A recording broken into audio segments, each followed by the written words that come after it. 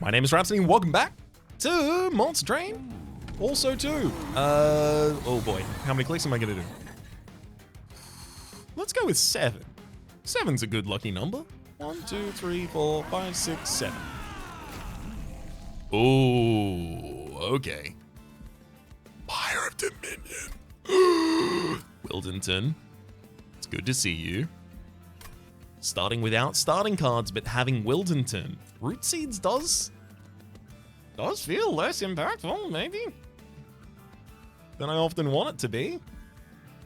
2 copies of Wildwood Sap in the base deck. 1 Ember to consume and apply 5 regen. There's also 2 copies of Lava Flow. 0 Ember to consume to apply 4 Pyre Gel to enemy units. And then a Greed Dragon. 2 Ember, 3 size. Summon, gain 10 damage and 10 health for each Dragon Horde you have. Seraphitonis Chosen of Dominion is going to be adding Corruption to our units as well as doubling it on strike. And finally, we have the Pyre of Dominion. Remove Train Stewards and starting cards. Immediately draw 4 packs and double each card picks. Oh, wow. Healing spells cost -1 on this lore from Edge Prior. Would give me the ability to buy a bunch of healing spells, but also, like, to what end? Focus Growth, restore 25 health, and draw 2 additional cards next turn. Okay. Double Wildwood Custodian. If I can just find a place to put you, drawing an additional card next turn for 1 mana, sounds good to me.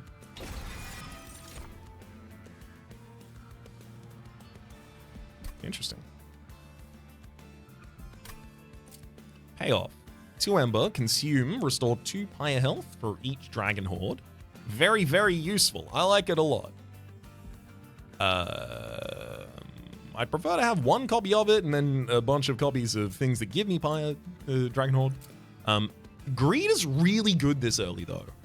1 Ember deals 20 damage to all units. Slay, gain 10 gold. So from the first fight, I can pick up a couple hundred gold from this. Couple hundred? Maybe 100, 150. I can even use it to take out my own minions for the same value. And Fireborn Brain Smite, reduce cooldown by 2 and apply 2x Avarice. We don't have a unit with cooldown, so take Greed. Thorn Hollow or Husk Hermit. This is a bit tough. Husk Hermit as a quick sweeper is really, really good. Very, very helpful for taking care of a lot of things. Thorn Hollow, summon, gain 60 max health on Rejuvenate, gain spikes 3 with 0 heal triggers in the deck other than regen from Wildwood Sap. It's a very slow way to gain spikes. And that spikes is AoE, which Husk Hermit is also. I think I'll take Husk Hermit, and now I'm looking for a frontliner because there's way, way more options for frontliners in these 2 clans than there are backliners. Speaking of, there's Hothead. It's a frontliner.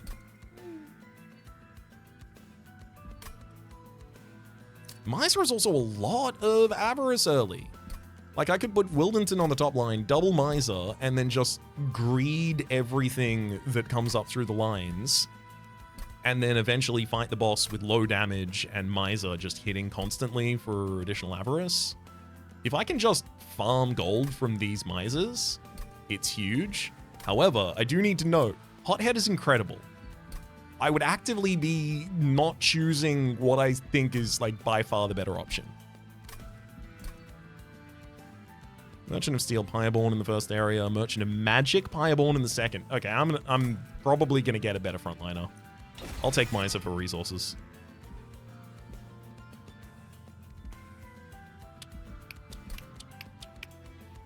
Enchant Quick would be pretty good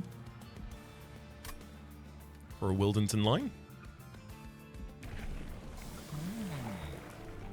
Yeah, there's that.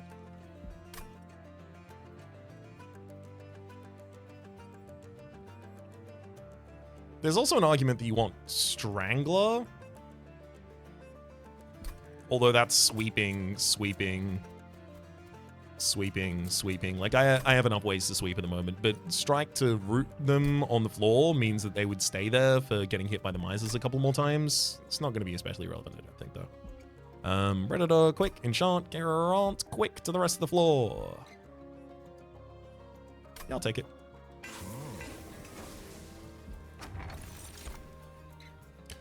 Oh. Clan card drafts only offer rares at the very start of the run. I love taking the attuned whetstone and finding a way to absolutely brutalize the game with it, but also it's screwed me over a couple of times recently. Do I want to give it the opportunity to do that again? Merchant of Arms, next to Rehearsal's Horde in round 4. By the time I get there, I probably will have the ability to buy 2 pieces of equipment and stitch them together. I probably take this Merchant of Trinkets, which actually means following Merchant of Steel is even more important though. And then Trinkets. Okay. I'll take the Halo.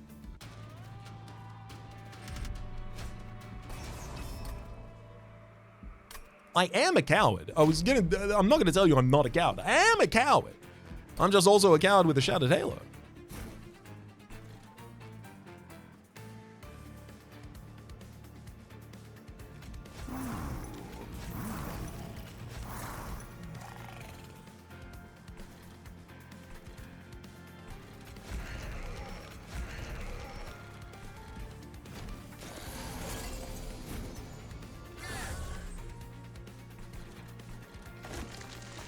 Get him, Greed.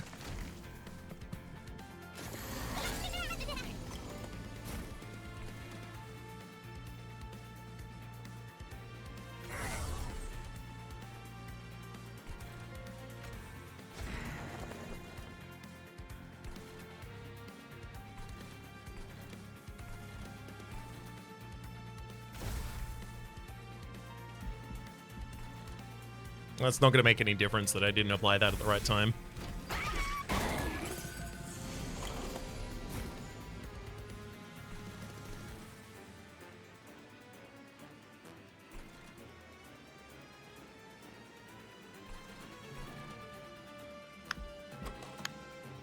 Double Greed drawn in the next hand, which I can just throw on the top line to collect a bunch of money up there. So I'll set up our bottom line with additional draw down here too.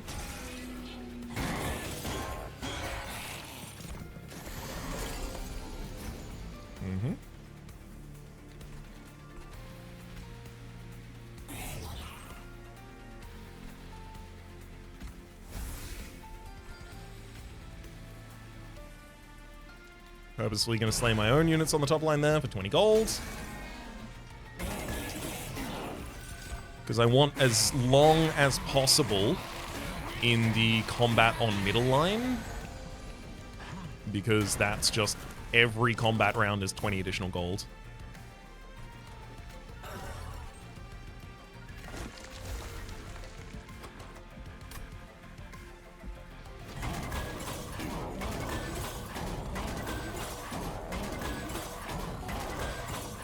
As long as I survive this, I don't care how much fire health it costs me.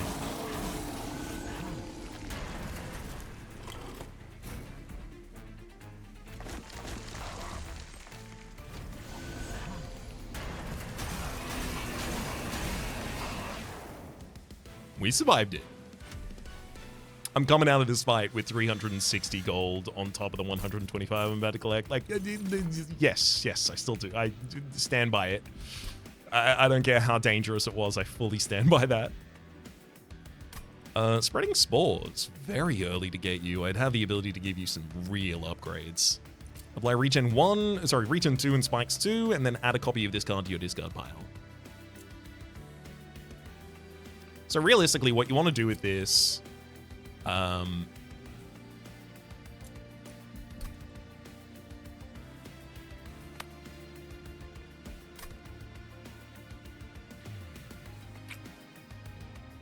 don't know.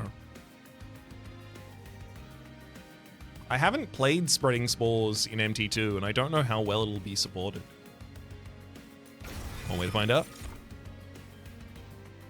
Devilish Details.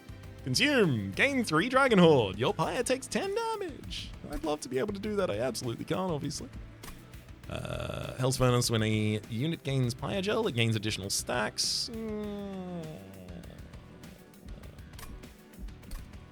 Going Pyreborn for the next 2 spaces, right? Maybe. I feel like there's a really good argument still to take Devilish Details because of how powerful it is. Unfortunate. Oh no, that is Merchant of Trinkets. I have to go to the first Pyre Remains. And I skipped the second one as well. Okay, no. Curse of Dragonstaff, 2 Ember, Incant to deal 1 damage to enemy units.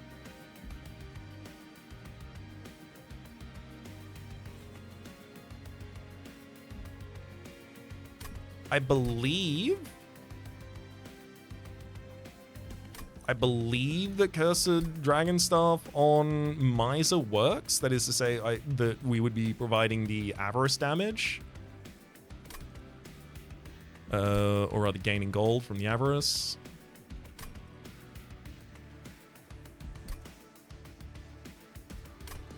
I'll make it work.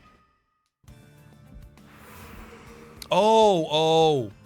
I also just realized we're only getting offered rares. Wait, no, it's not clan card drafts. This is a banner. Banner is different. Okay, we'll be fine. Yo, dualism and reduce costs size to 1. Reducing size to 1 for the Greed Dragon is obviously incredible. I mean, dualism and some additional avarice on one of the misers is not bad either. But let's see if we get a better target. We absolutely do not. These are literally the cards that we have in the deck at the moment.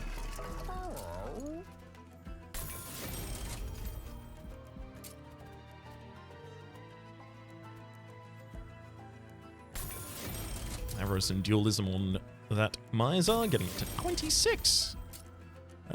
Plus 20 health for one of the Wildwoods, or do I reroll first? I think I reroll first because it's possible I could get things that are really impactful. Like multi-strike and quick. Titanite for the Greed Dragon is good. And I'll be taking it accordingly, but I'm mad about it. And then multi-strike for Miser is money. Do I need that, though? Or do I go multi-strike on Hearth Kermit so I actually have some good... like a minion that's actually set up to do things rather than concede to the enemies?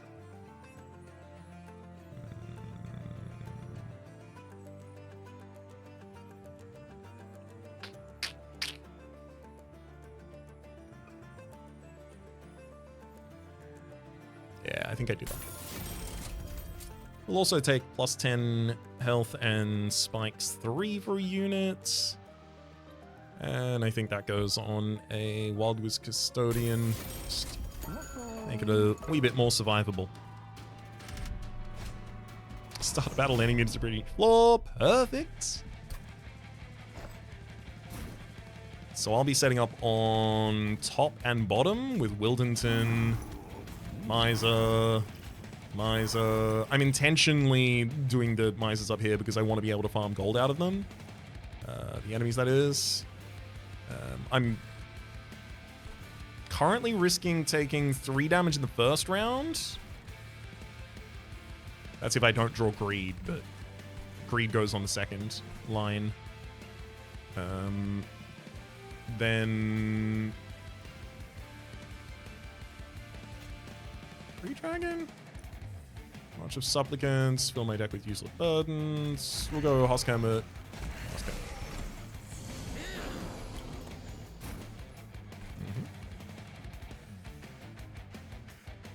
First thing I'm going to test is Cursed Dragonstaff on you. If I then go Wildwood Sap, the Incant Avarice did not carry it. Damn.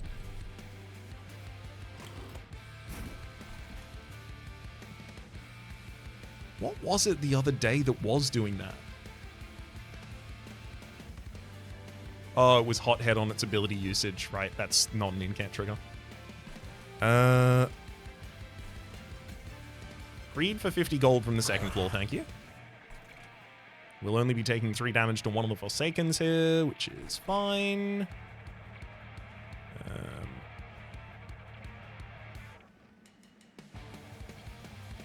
Wildwood Custodian hits the bottom floor, and I really can't let the Vengeful Shard be in this deck right now. In this hand right now, rather. Mm-hmm. Great opportunity to play Greed on the bottom line for a bunch of money.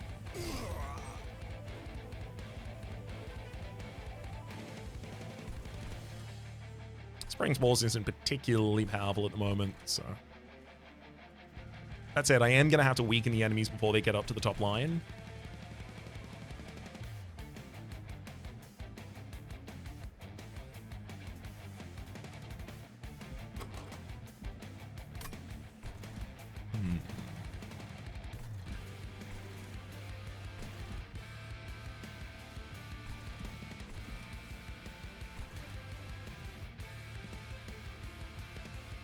I don't think Spreading Spores is going to get to a degree that it's actually worth much here for us, but Wildwood drop Vengeful.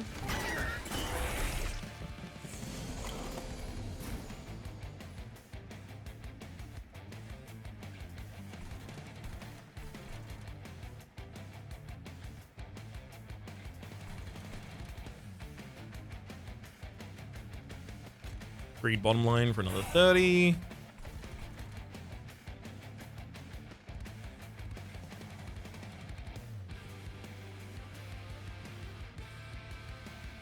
That's a Dragon Star? And then Lava... Lava? No, I want them both to hit. Yeah. I had to take 1 damage to the Vengeful Shard.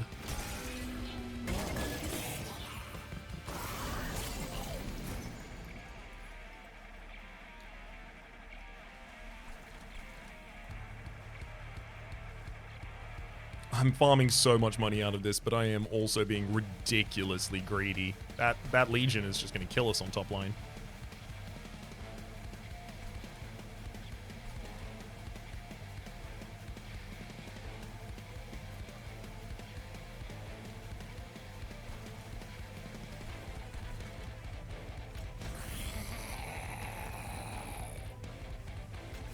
Rejagging with regen versus without. 120 versus 160. Okay.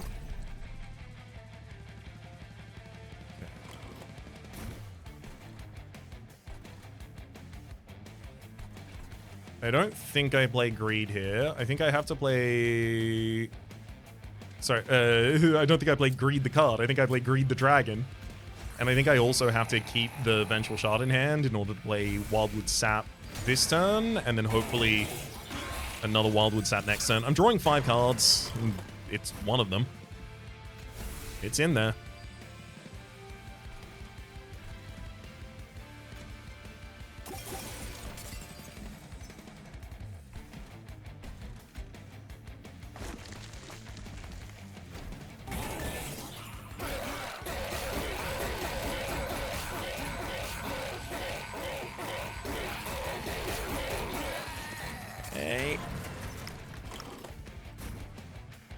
Oh boy, we get there. Hell yeah.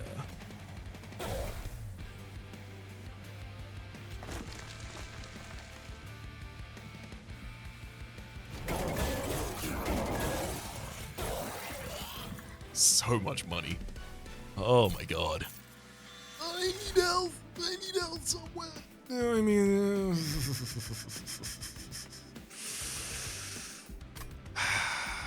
Channel Song's pretty good.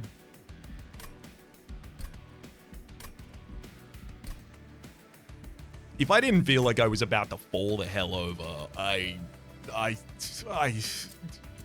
think it'd be easy of me to argue that Channel Song is the direction I should go, but how do you look at the Awoken Rail Spike and say no in a deck that's this thin?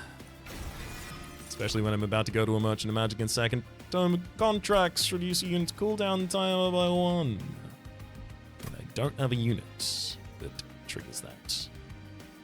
There's a Dragon Starve as well. Second the incant trigger in a deck that does not have that many spells. And some of the spells don't want to be played on the same floor as it. Death Roll, transfers all Pyogel to a single target on the floor, and then deals 5 damage 5 times. I don't like the Pyogel. like, Pyogel feels like it has so many payoffs that are non-Pyogel related because it just amplifies damage. This doesn't feel like it really... Like, if it was transfer or Pyogel to a unit and then multiply it or something like that, maybe it'd be much more impactful. But realistically, to me, this consistently looks like 3 Ember, deal 5 damage 5 times. At best.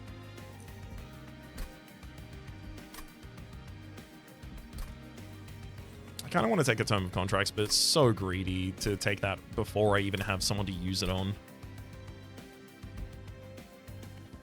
Going to a Pyreborn banner in a second, though. Well, it's either that or no anything, so I'll take it and see if I can use it. I know that there's a Pyre Remains there with the Merchant of Arms next to it. Archon, are you going to be hitting us directly in the Pyre, buddy? No. You're going to be raging on Siphon. Realistically, I need a minion that's worth something, and I need my spells to be relevant.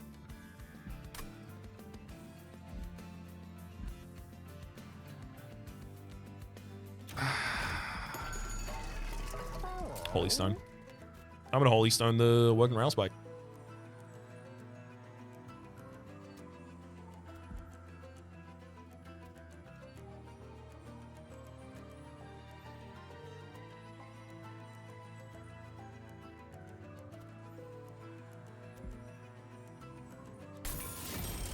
That's how I'm getting my health back. Holdover.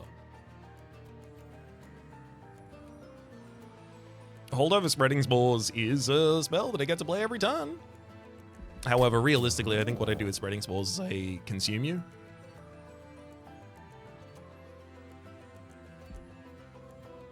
Because I do want to play you every cycle, but I don't want to keep the base copy and then also add a copy to my discard pile. I want to manage it, because the deck will eventually just be Spreading Spores if I do that, and a deck that's just Spreading Spores is not actually that strong.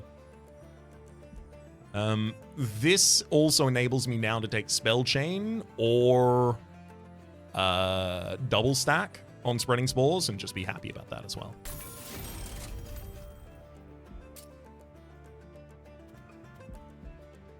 Holdover can't go on any of these.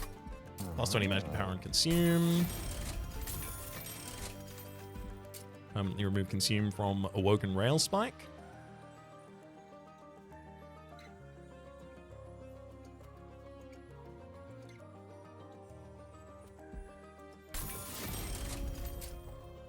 Play that multiple times a battle. Plus 10 magic power. Permafrost. I will just take all of these.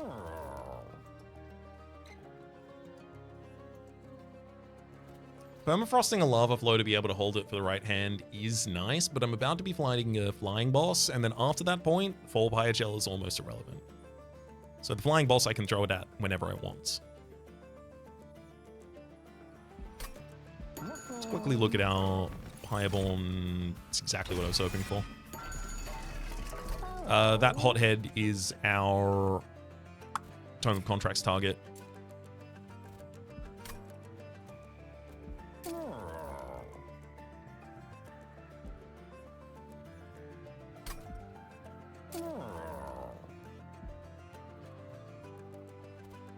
$50 to all enemies? Dominating Form spreads corruption. Kale is... Your cherubs are especially healthy. No, your... No, right. They give health.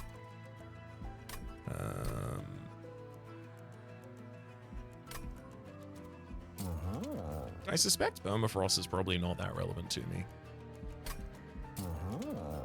-1 costing the Tome of Contracts so that I can absolutely guarantee I get to play it every time. It's pretty relevant. I'll give some additional magic power to this Greed.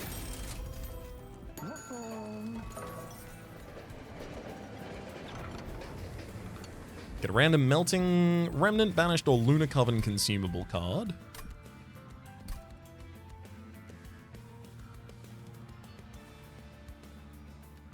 Certainly not Melting Remnant. Way too likely to be tied to Melting Remnants. Core features, banished. That's more likely to just be, you know, like Glittering Draft or something like that. It's pretty good.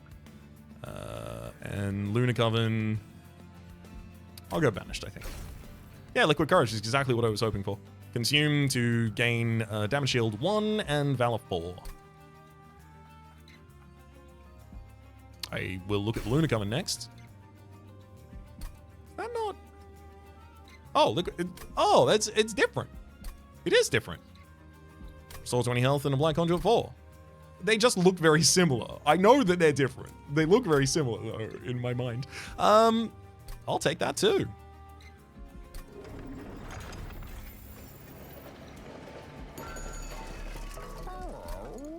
Neither of those would have been a holdover target, so don't have to be too concerned about that. I could remove 2 cards from the deck right now if I really wanted to.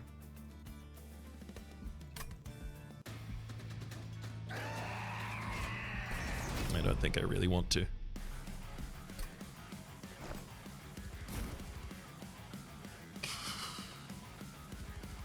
So.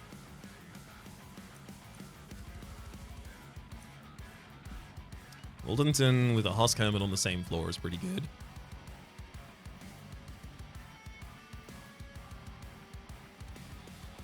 Free Dragon's never getting any additional size right now, but it does have Titanite, which is nice for defense. I think I only need to play one of my Misers.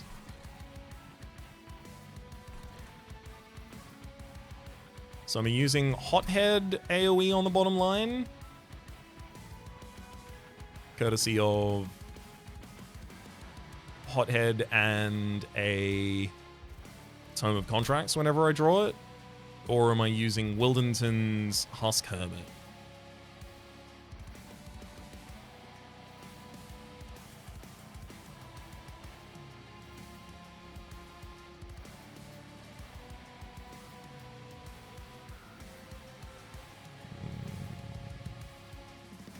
I feel like Wildenton's Husk Hermit's going to get shredded.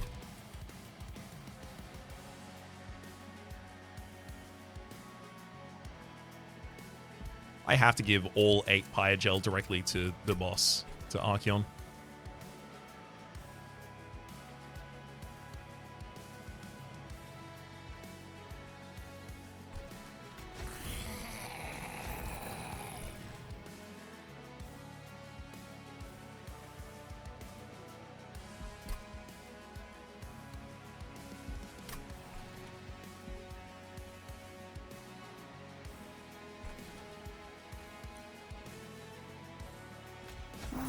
I reserve the right to reshuffle this if it turns out the enemies are an awful fit.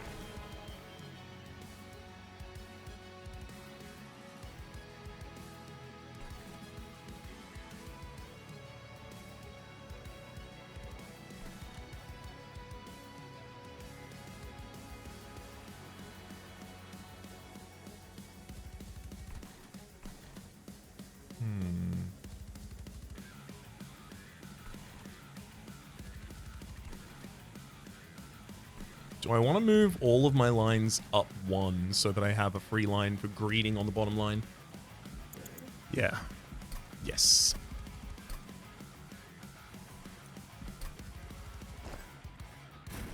Because I do have 2 copies of Greed in the deck, so I should probably use them.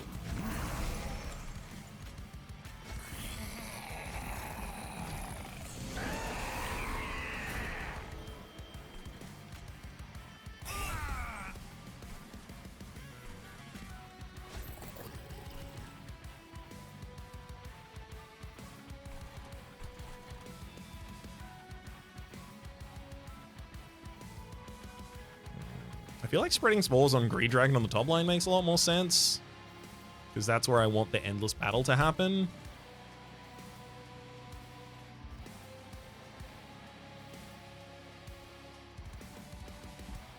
And as long as I use my Pyogel appropriately, that should actually be really good.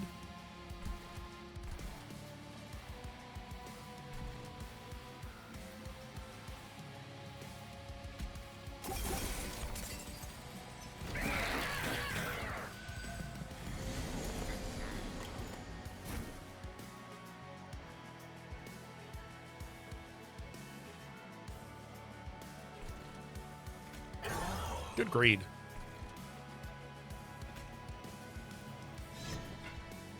Dragon Staff sets up for Lava Flow. If the only Miser action I get every other round is hitting Archon, that'll be okay. That will just have to be okay. Liquid Courage, Damage Shield 1 and Valor 4 also feels pretty good for Greed Dragon consistently here. I think double Wildwood Custodian on the top line as well, just for the additional draw makes a lot of sense too.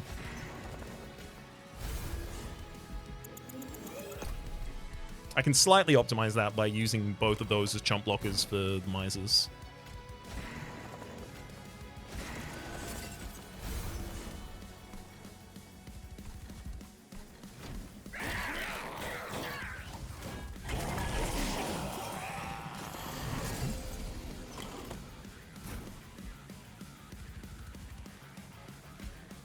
Restore 20 health, Conjure 4. Actually, hang on. Fire Gel first. Restore 20 health and Conjure 4. Ooh, just enough to keep him alive. Wow. I have to play both of the Vengeful Shards. I'd love to play the Awoken Railspike. Oh, no, hang on. The Awoken Railspike heals me too. So playing the Vengeful Shards also heals me for 2. So I can do it. Yay. Drawing us a Husk Hermit as well as a Greed. Greed throws the bottom line, throws on the bottom line, gets thrown on the bottom line. Sorry. Just keep changing that. Actually, my Husk Hermit's not going to be relevant to this battle at all, so I'll throw it down on the bottom line for 10 additional gold there.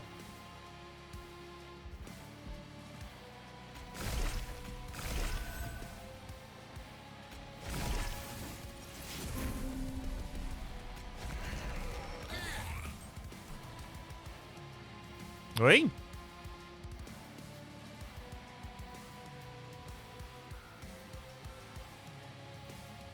Oh, now that we're quick killing an enemy, another enemy before... Oh, okay, I need to get my incants lowered on this floor. Can I...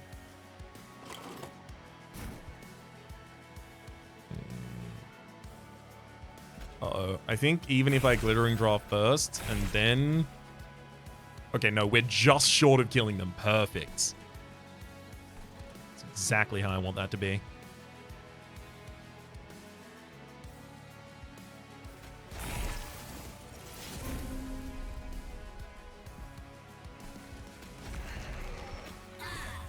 Perfect. We lose 2 health, but we also gain 2 health on that turn.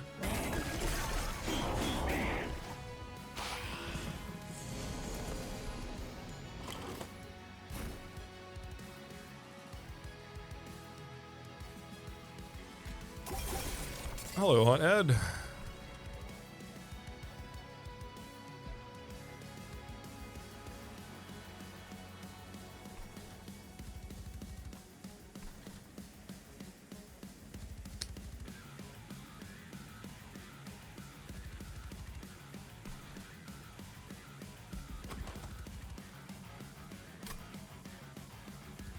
I think the additional regen on Greed Dragon's pretty important.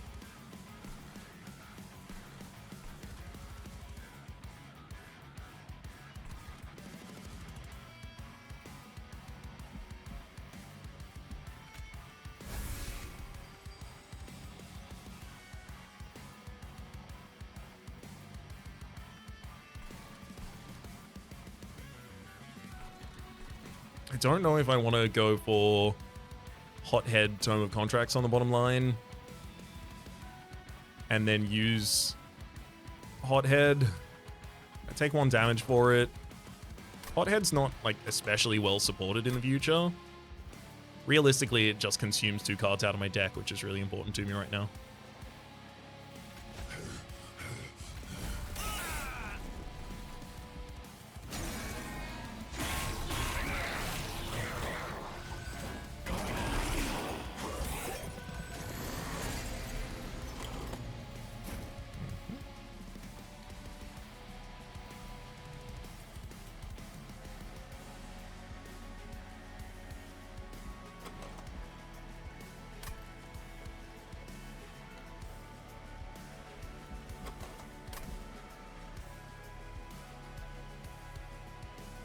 suspect we just use our ability and then greed the bottom line.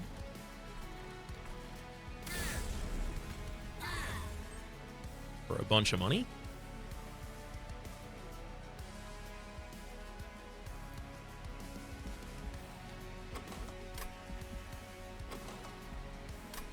We can draw back that greed at 0 cost.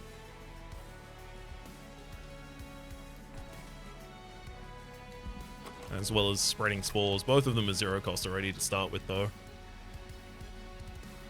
Wildwood Sap needs to be played this turn.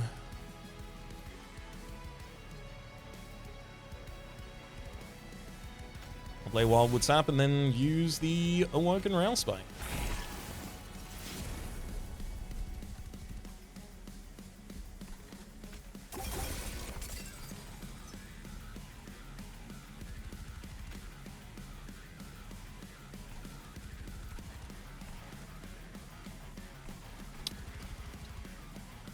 $31 damage on Archon. You'll be just short of being able to kill a Host Hermit by yourself next turn, but unfortunately the Host Hermit is just losing enough HP that you'll be enough. So do I take out my own midline? We just get 1 round of combat hers there. Need you to be losing that rage quite badly, unfortunately. Greed Dragon has Titanite, thankfully, so it'll take half damage. I think we'll survive 4 hits from you on the top line. So I should use Greed on midline then.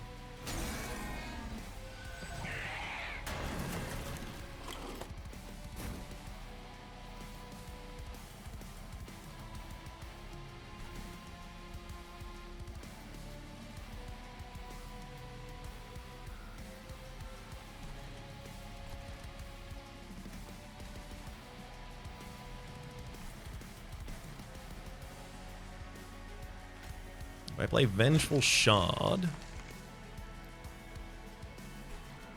and a Spreading Spore. I can then Awoken Railspike, drawing back both of them, allowing me to 0 cost one of the Vengeful Shard so I can constantly get past it, as well as just drop another Spreading Spore on the field for even more regen and spikes. And then ideally next turn I can just play the the Rail Spike for a bunch of HP. Nice.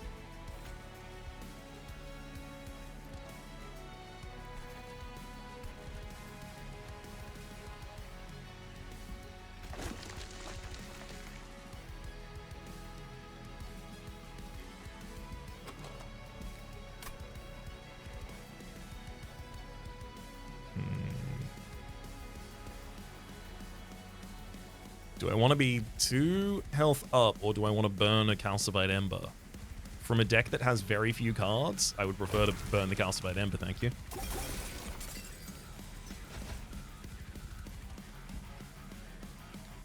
Take 1 damage Vengeful Shard at the end of the turn, and then let the Avarice run wild. See, if I can't get any Dragon Sword in order to get all of my relics, I'll simply fill my deck with Avarice in order to get the gold and then buy the relics myself. Pyroclasm Attuned Explosives deal explosive rather, not sieves. Deal 150 damage to target, unleash the Wildwood, restore a unit to full health, or friendly units, all the friendly units on the floor to full health. And Superheated doubles the amount of Pyogel on the target. I'd love to be able to justify doubling the Pyogel on the target, but I don't have enough Pyogel application in the first place. I think a Pyroclasm and then finding a way to make it work in the deck sounds great to me. Can you stop offering me the same 2 minions? Just a Miser and a Greed Dragon? Animus of Will, 1 Ember, 3 strikes. I'm not good at amping damage on a single unit.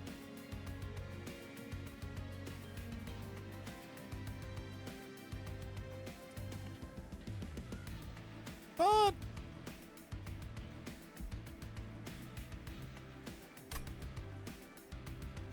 Animus of Will is very powerful.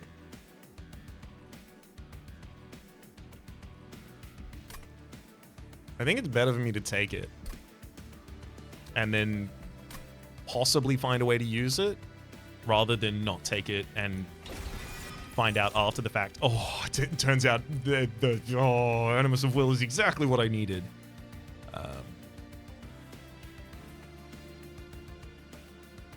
Capacity is the only thing I don't think it is right now, especially because the Greed Dragon was smalled.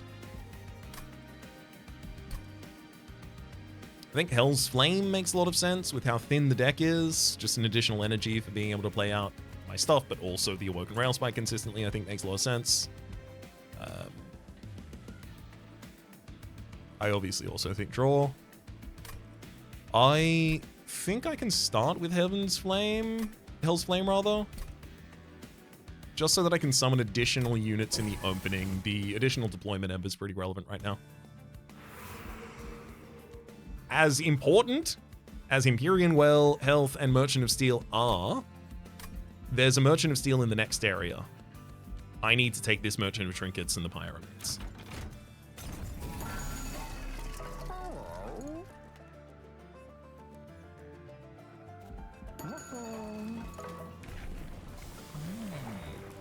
Yeah, I wondered if you'd do that. Thorn Lord. On summon, add 3 Sting spells with Frozen to your hand. Sting spell is the 0-cost spell that deals 12 damage to the front enemy unit and draws an additional card next turn.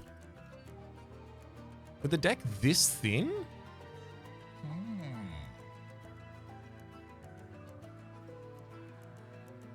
I would be drawing them constantly.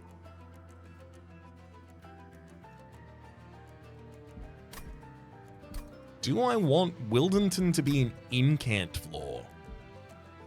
It's also worth noting, if I did take Thorn Lord, I would only ever then be offered the upgrade for Thorn Lord or Predator later, which means I would get my multi-strike.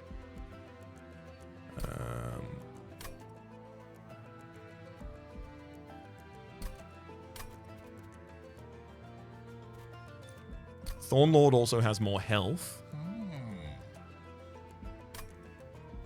Pulling back Sting spells from an Awoken Rail Spike certainly feels bad. But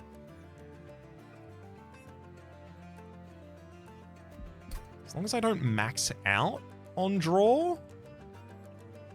And with double Wildwood Custodian and Thorn Lord, I think I would easily be able to argue for not taking a draw relic afterwards. I also just want more spells that I actually want to play on Wildenton's floor, which that is not your strength.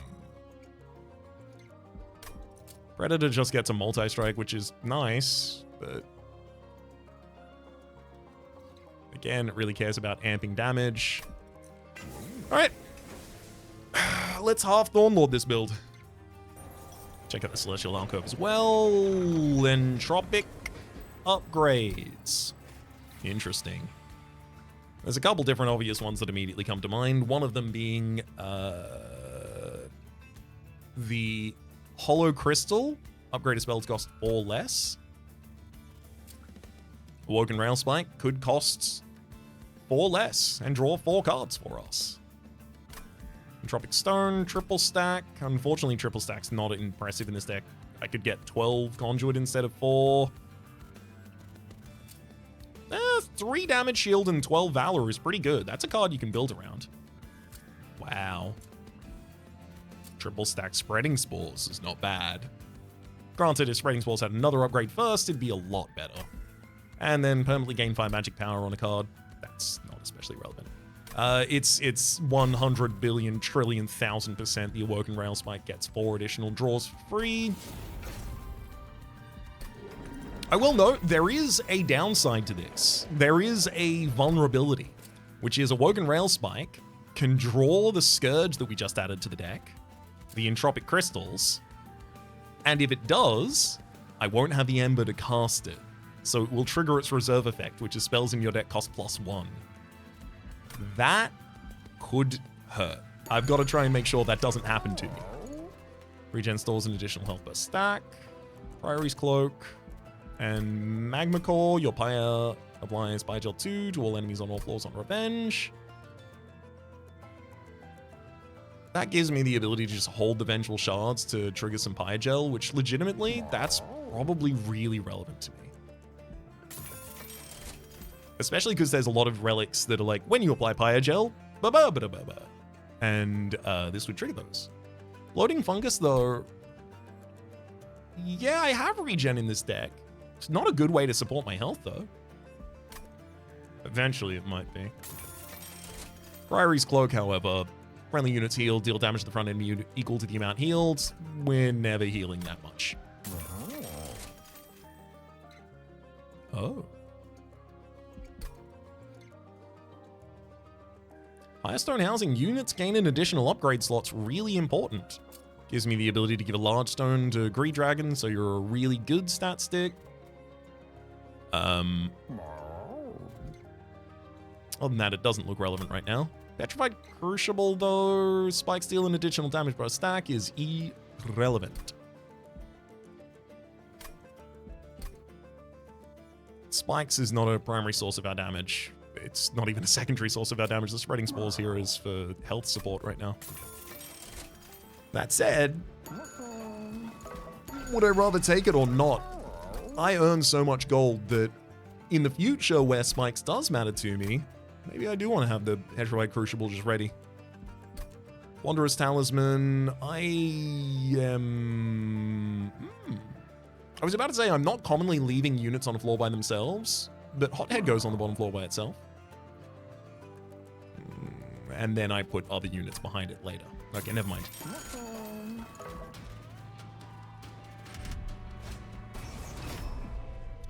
Huge power bumps right there for us.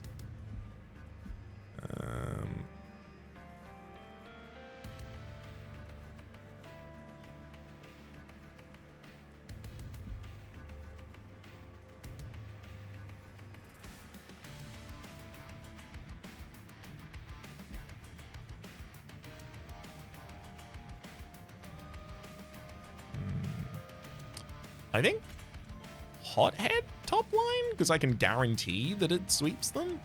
Although I guess I can also guarantee that the Husk Hermit sweeps them.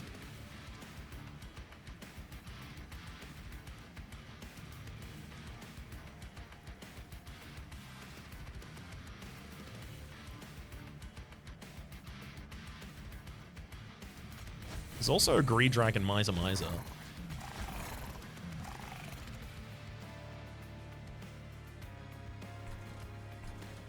I think I'm going to put I'm going to put the Animus of Will behind you.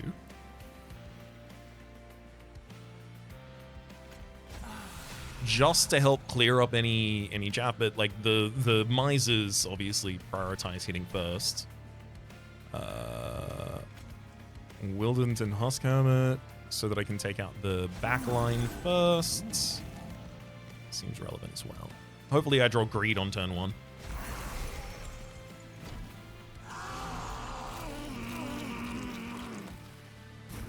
There's the Greed.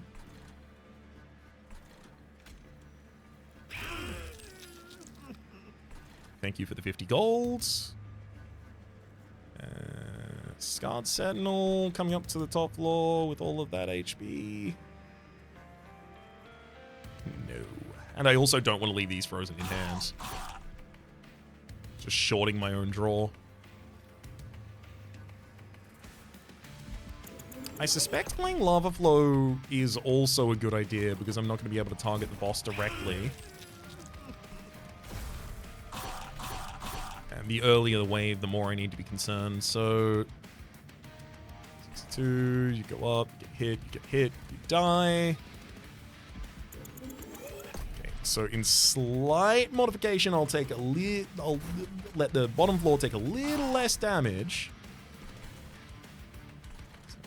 4, so 24, 12, 12.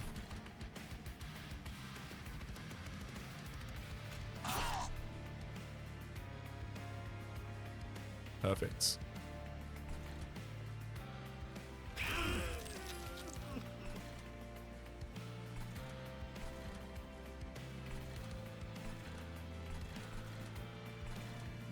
I do need someone behind whom to hide my Wildwood Custodians.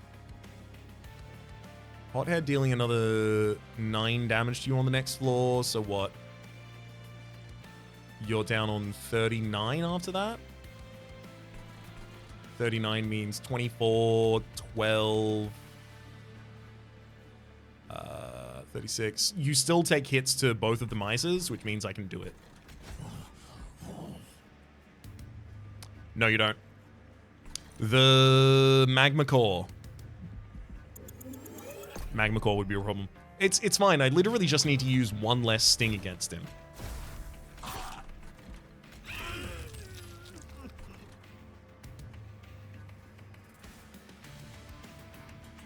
I can also save a little damage on the top line by using one of them there instead.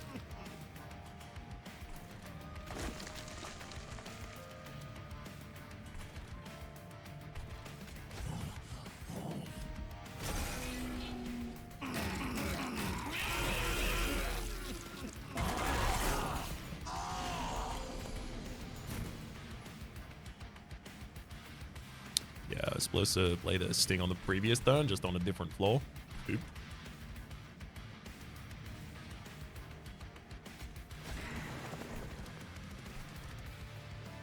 I'm gonna get regen on the... Ooh, 12 corruption already is pretty bad, though.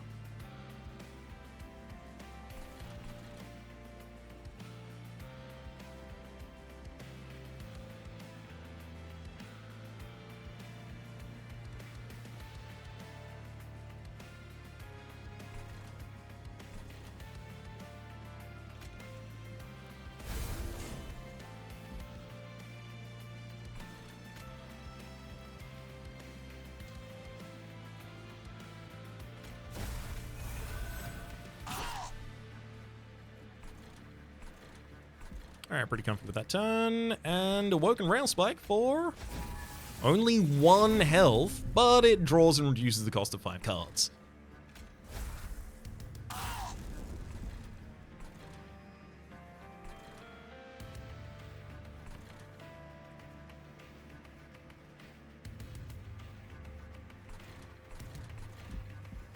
I'm not going to use Hothead's ability on the second floor. I'm going to sack that second floor for greed damage.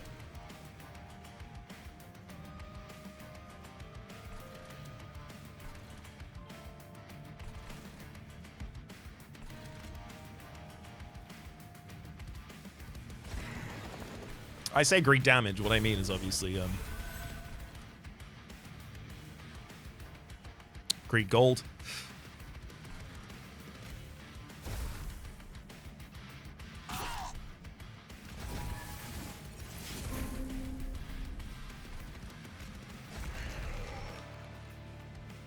Totem contracts is irrelevant to everyone else, so I guess I should have done that on the incant floor. Oops.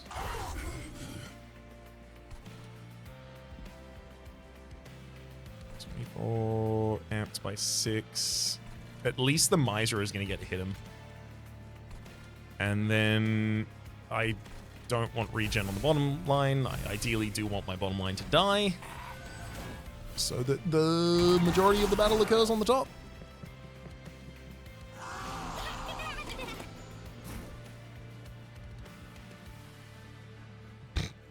I did not suspect that we were not going to kill them. That was not even on my radar.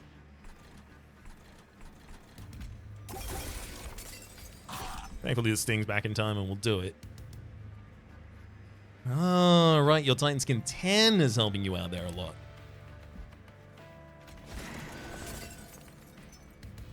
Have to play out the Entropic Crystal. As much as I would love to remove one of the embers from the deck, it's got to be the Entropic Crystal there.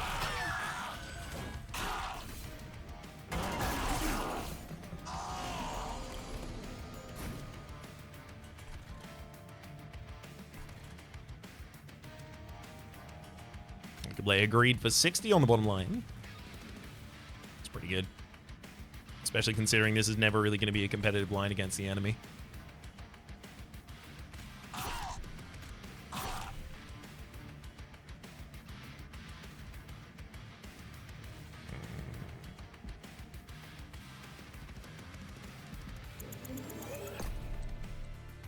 going to slightly modify this turn. dragon stuff. Frozen. So great, we'll get him down.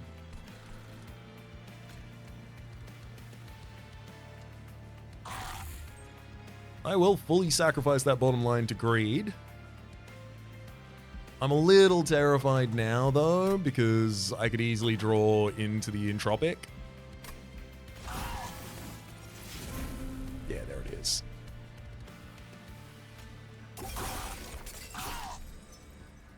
Oh no, I don't want to cast more spells on that floor. I will draw into the entropic. That was a randomized result. That, like, I don't want to undo a turn to avoid just randomized results like that. I've mentioned this before. So I'm doing everything the same.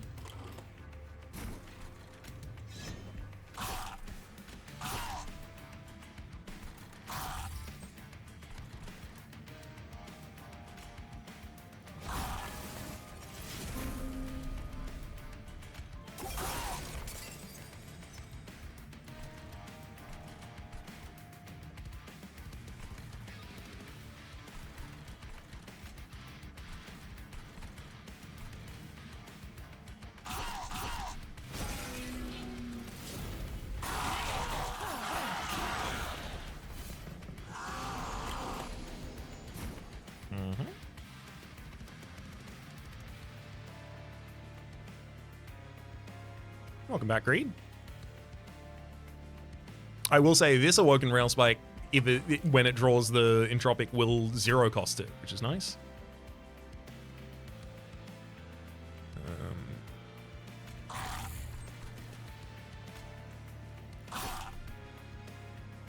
Currently, this is trying to draw 5 cards, so it'll draw the remaining 5 cards that I have. Unfortunately, my hand is a little too large for that right now, so...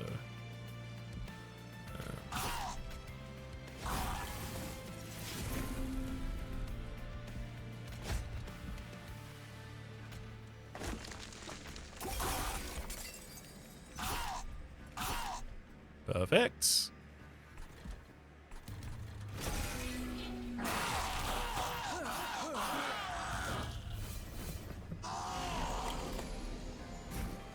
You're going to be sapping my units. So the... You're going to be sapping my units.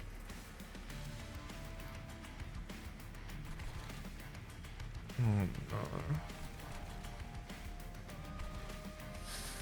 I don't think I can do anything against that. I needed to be thinking about that a lot earlier. I can spikes my units, but after 2 times of him hitting us, we are going to do no damage to him. So now my focus needs to be around getting as many spreading spores on him as possible.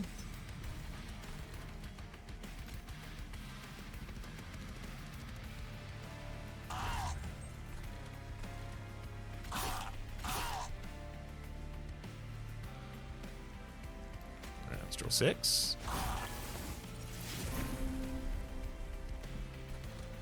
Playing Pyroclasm is going to be pretty important as well.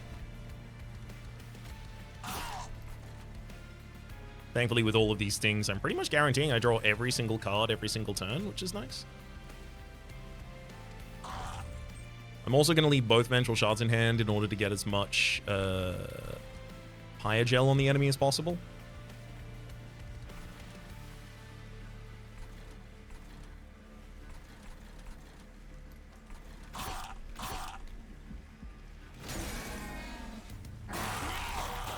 I don't know, with that additional Biogel application, I think I might be able to make it.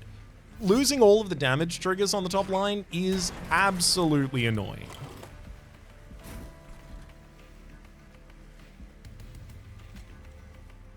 However,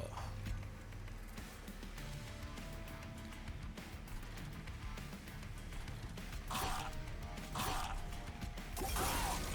think I can make it work. I want gold, but also Pyroclasm for dealing 100 damage for me seems really relevant.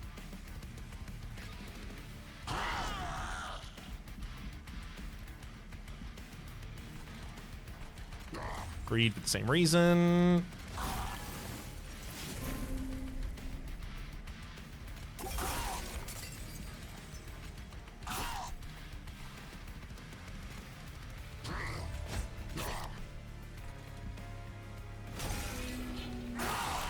A little bit more higher gel on him.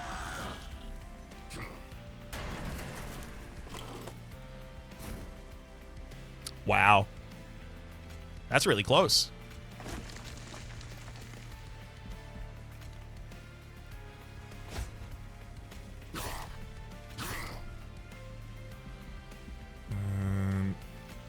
We're working rail spike for health. Thank you.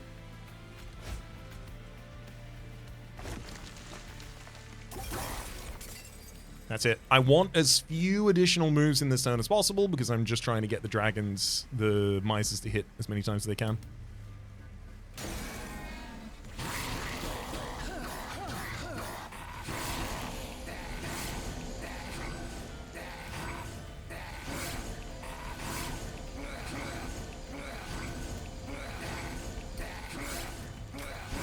So to be clear, this is basically the last fight that I can get away with this. I now need to make the deck do something. I know, cruel fate. They're actually making me do something. Adaptive mutation. Restore a unit to full health and swap their health and defense. If I have a bunch of temporary health or temporary damage for units, that's great, but I don't. Unleash the Wildwood or Channel Song. I think Channel Song's an easy slot in this deck.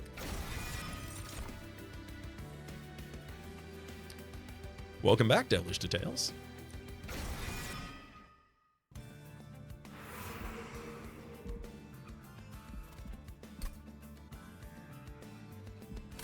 Oh, God. I really do care about minion upgrades, but if I upgrade a Woken Rail Spike, nothing can ever stop me. Sorry, if I upgrade. What I mean is dupe.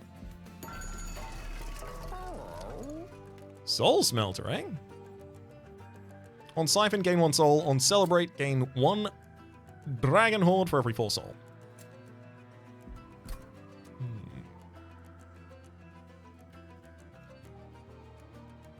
So these two greeds are out of vogue. Just to be very clear. They're still fine at the moment, but like, I have so many units that realistically I'm pretty far past wanting to actually use those.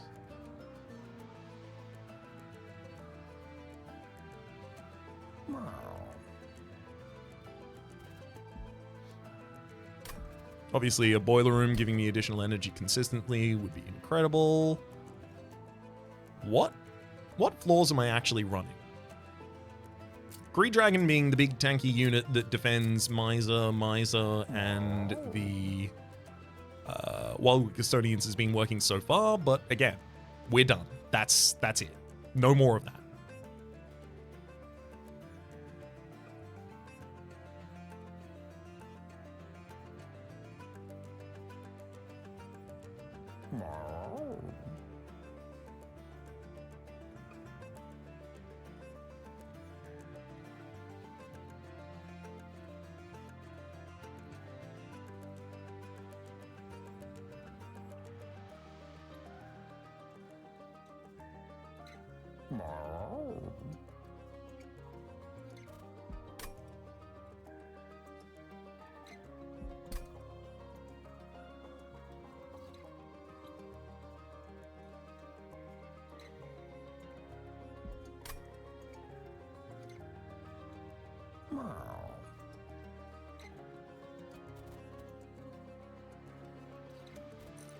I think I'm going back to Hothead.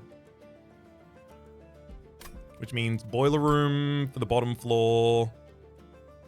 Soul Smelter to put on the Hothead because it's additional damage for the Hothead. And also you'll be the floor that sees most of the siphons. The main problem then becomes Hothead dying before I actually get to Celebrate.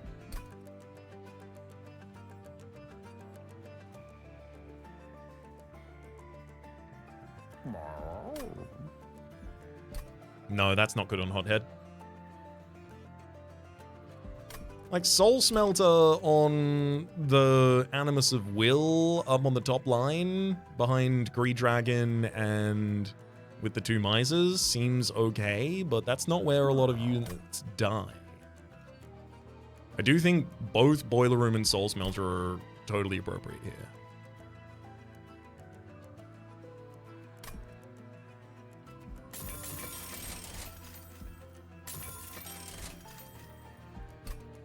Its damage is always equal to its max health.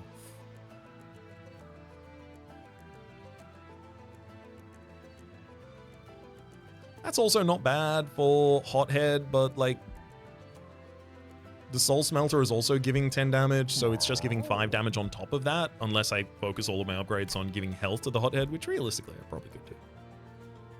I could also just Equalizing Rings, make that deployable, put that on the Hothead. Get ready to merge that with another piece of equipment when it becomes relevant. Actually, I will say, Bloodthirsty Blade... No, you can't do both of those together. I almost did. I almost tried to increase damage and then also nullify all increases to damage. That said, I will also say that Hothead scales a Bloodthirsty Blade very well.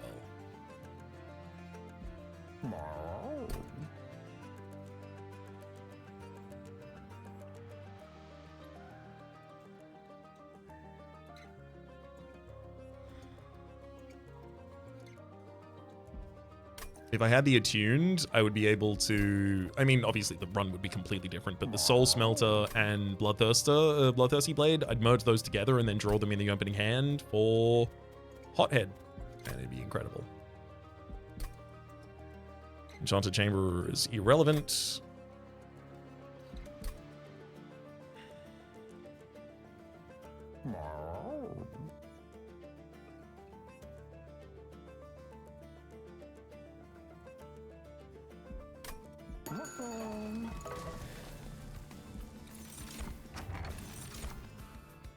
Spells with Consume have a 50% chance to be discarded instead.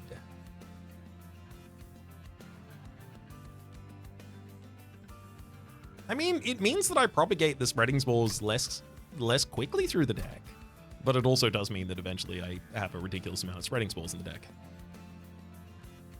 Is that good? Am I running an Incant Spreading Spores Wildenton line?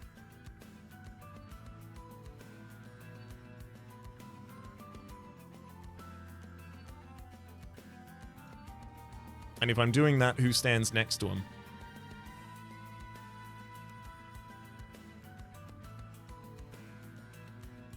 Anyone who wields Soul Smelter with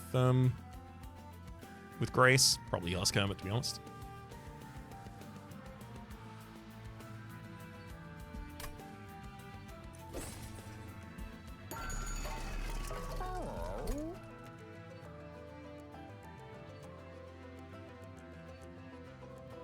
I really want to take a Bloodthirsty Blade and start working on it. I don't think I can.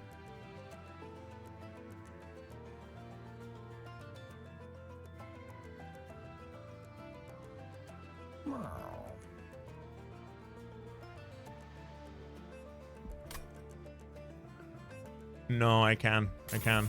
It's just the Bloodthirsty Blade goes on the Husk Hermit on the bottom line. No, but that's where the Soul Smelter was going to go. Which means Soul Smelter goes on Wildenton instead. Which then means Equalizing Rings could be drawn and put on the big boy. The matter of fact is that I have so much money that I should be taking advantage of these wherever I get the opportunity. And Equalizing Rings is 0 cost if I put it in my opening hand.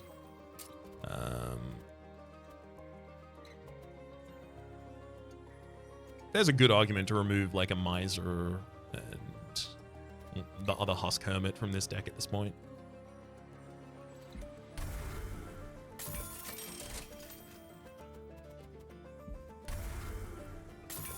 The ones that I legitimately throw away.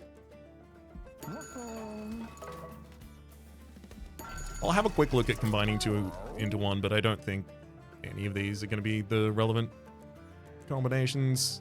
Especially because they'll cost 5.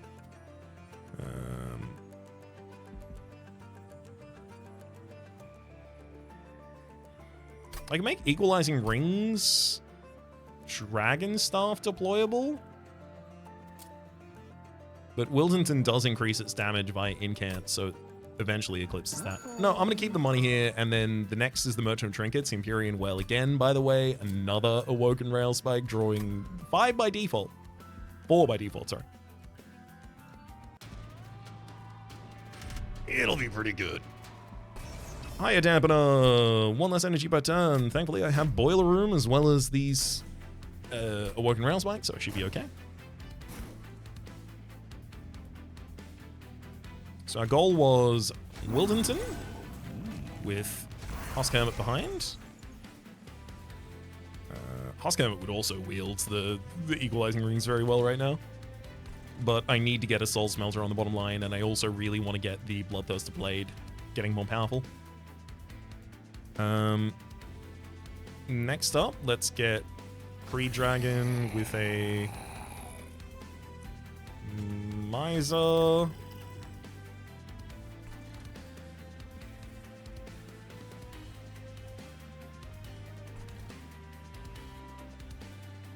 Do I want him to play the Animus of Will?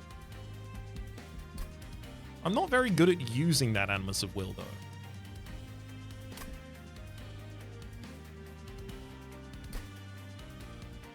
I suspect that midline eventually gets both Wildwood Custodians.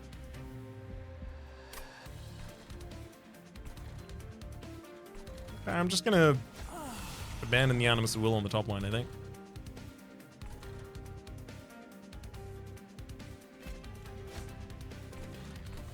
Equalizing ring for the Greed Dragon because someone's got to wear it.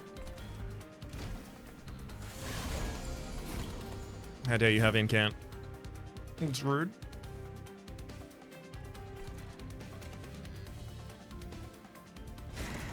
Wildwood Custodial with the top floor. We'll use Greed up there just to consume it and gain 10 golds.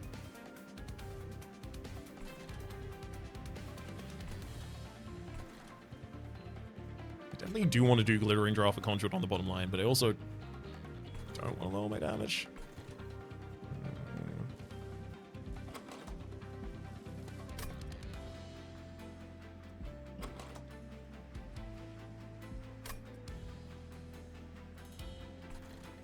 Draw with the Awoken Rail Spike first, actually.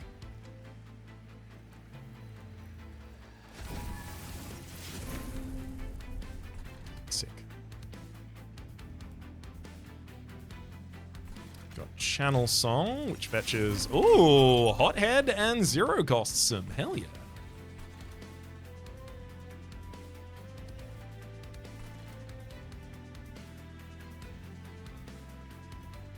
I could also throw a Hothead on the mid.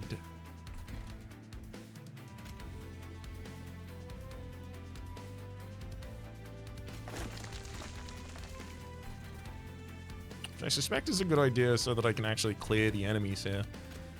Otherwise, I'm going to have a lot of difficulty. And then Boiler Room, we will actually kill on the next floor. But on later waves, we'll be killing on the bottom floor.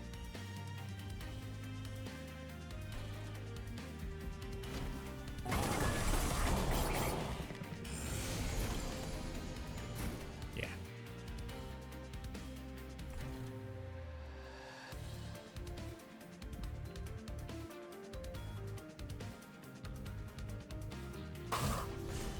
Hot head him.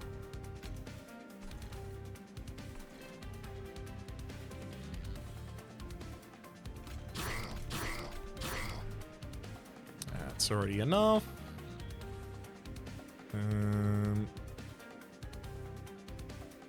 Let's also go Valor, Damage Shield, and bottom line, because I'm going to need to keep this line alive eventually.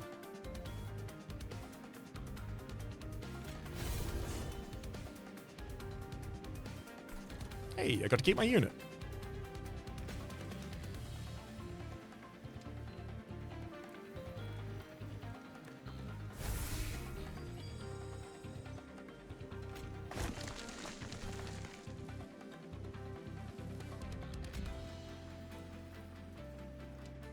Actually, I can just greed the Ravenous Zealot as it goes up next turn. Oh. No, I have no greed to draw. Fine.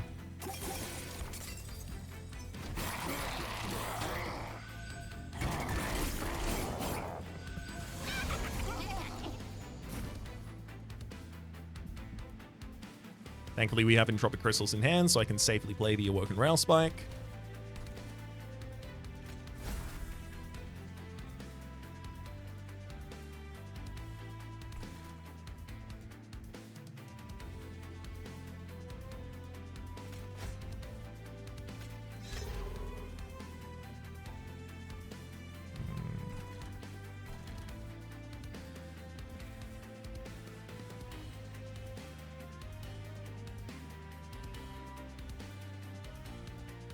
Hey?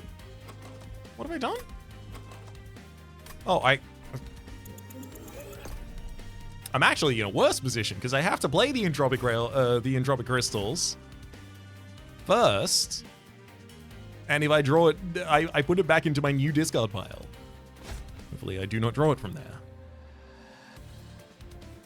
Soul Smelter is more important to get up and running right now. Especially because the Bloodthirsty Blade isn't doing too much work yet.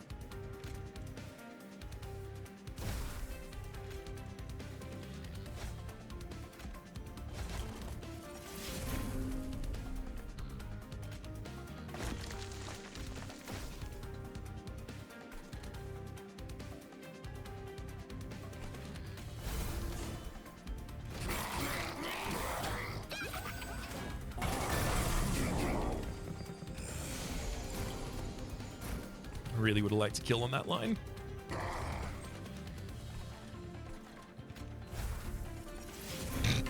Chance on a giant Wildwood Custodian.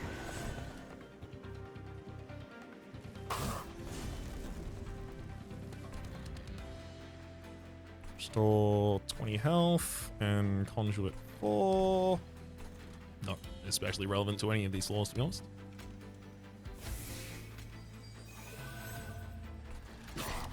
Please stop reserving all of my wing clippings.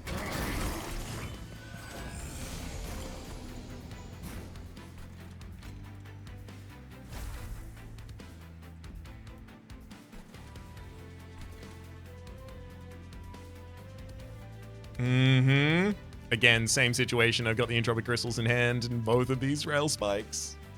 I'm almost guaranteed to end up drawing them.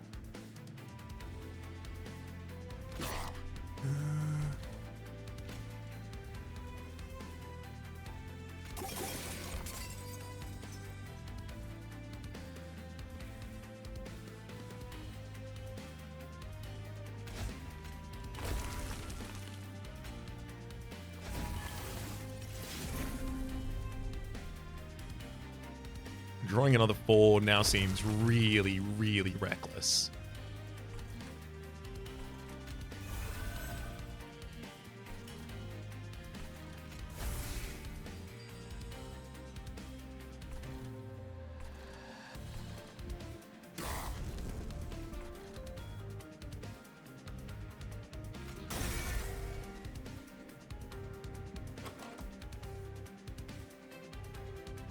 But I could also draw an Awoken Rail Spike from the draw pile. Literally everything except Entropic Crystals is an insanely good hit.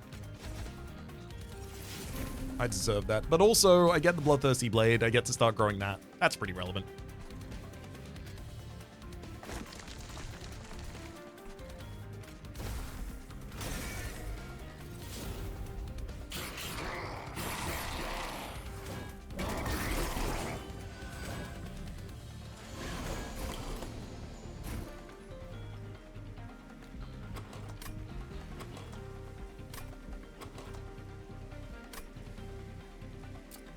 Spells in deck. Right.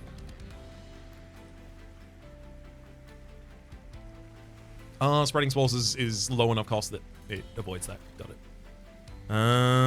Oh boy.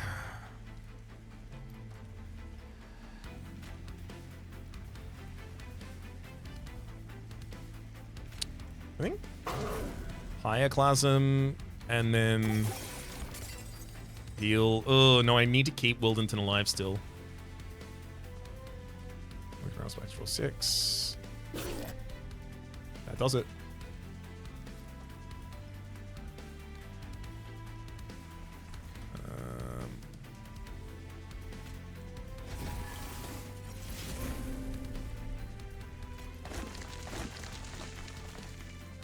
Awoken Railspike again. I don't think I have the ability to steal more from the enemy out of this.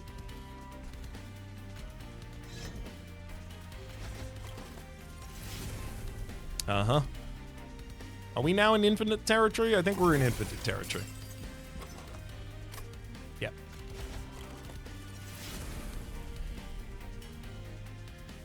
The Awoken Railspikes will draw one another forever.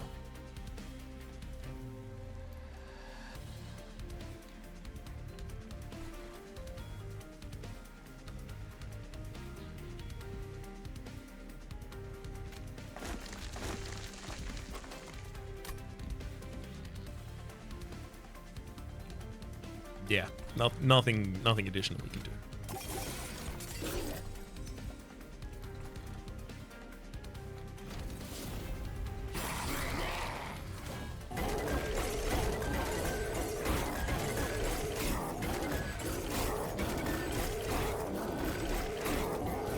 That's 7 souls. Oh, but you also die a bunch of times, thankfully. So we get up to 16 souls before the end of that? Nice. 7 Dragon Sword. That's exactly where we wanted to be. Shard Chandler. Spikes on friendly units deal an additional damage from a stack. And Petrified Crucible doing the same. I can get my deck thin enough and then just infinite around getting Spreading Spores. Oh, no, not consistently, because the Spreading Spores 50% of the time adds 2 cards to the discard pile.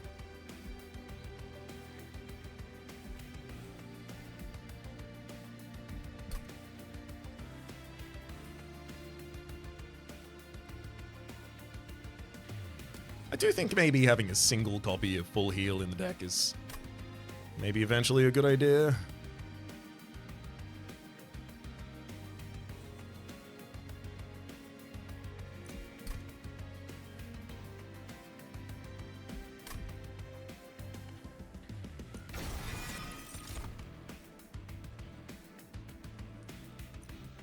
With a single Devilish Details that sometimes cycles itself back into the deck and a Soul Smelter, I don't think I need a second one. Definitely not Death Roar. And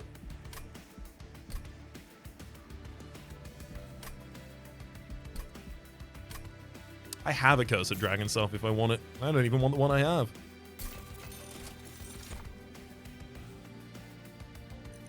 Spells gain an additional 3 damage for every upgrade on their card. Irrelevant. Enemy unit descends, gain Fire Chill 2, fine. And Dragons of Whelps gain 8 damage. That's pretty good for the Hothead. Oh, Miser also gains damage from that. I'll take Sharpened Teeth first then. Equip units gain armor 10, sure.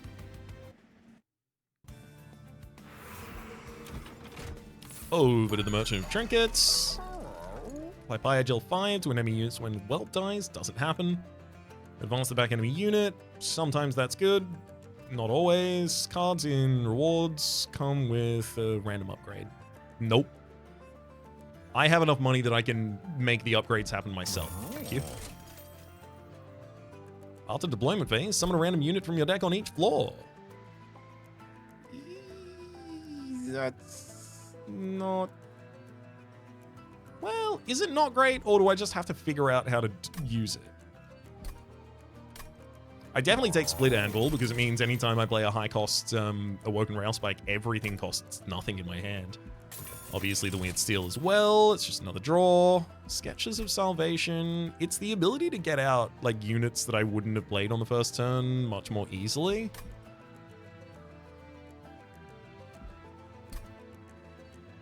And the units that I wouldn't have played on the first turn do want to go in the back line, so sure. Let it happen.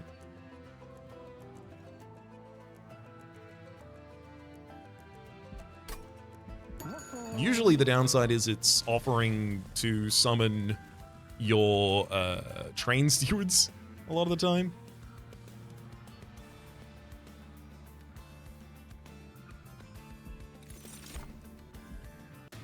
I do think I just take the most busted card and click it again.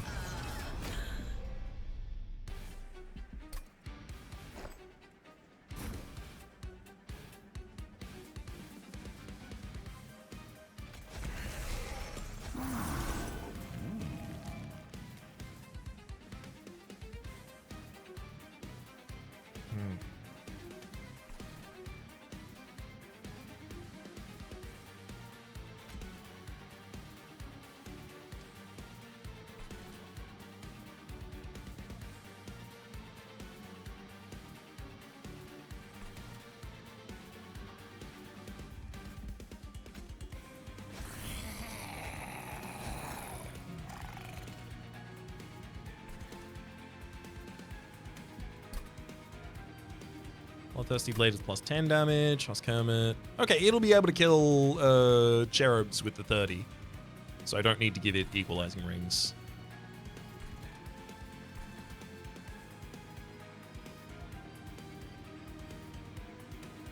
I think I just summoned Hothead on the top line.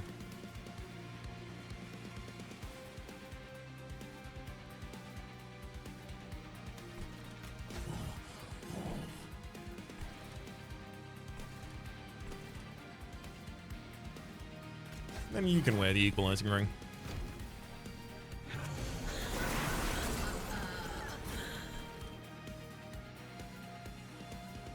Hey, we've got a Wildwood Custodian joining us on the bottom line. Animus of Will hit that mid, and Wildwood Custodian on the top. Great.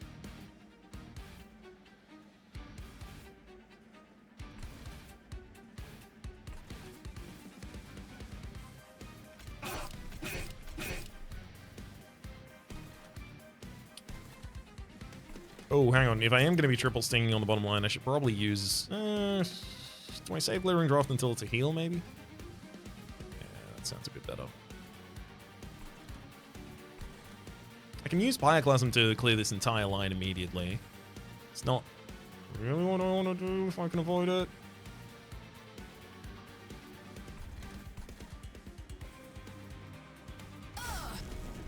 Might as well do 40 damage to the enemy if it's on the cards.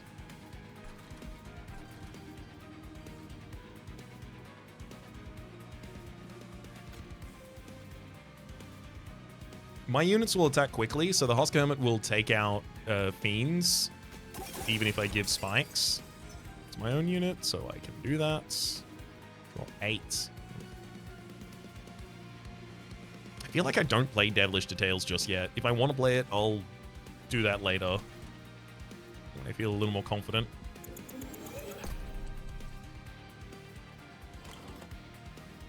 Okay. Recognizing that I will be playing Glittering Drafts, I'll play it first for the bottom line.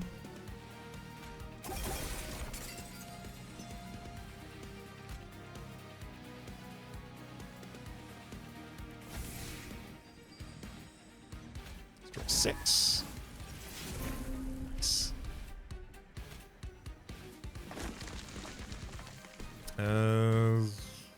Definitely worth Lava Flowing out top.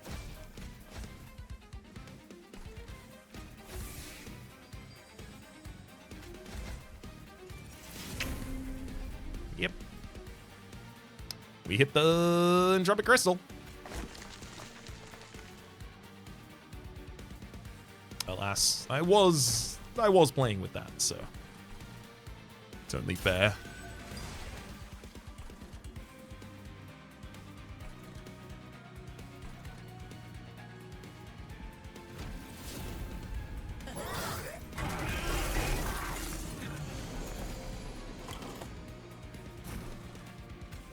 Bloodthirsty Blade hits the bottom line, as well as Boiler Room.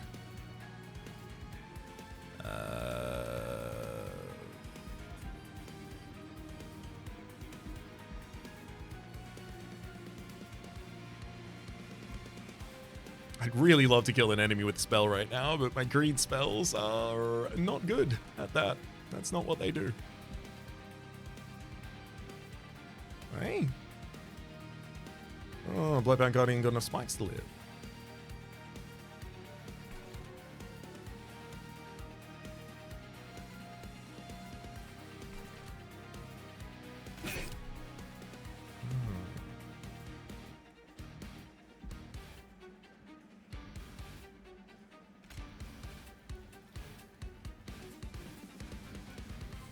Actually? I'll greed that line. I can get the Blightbound Guardian down.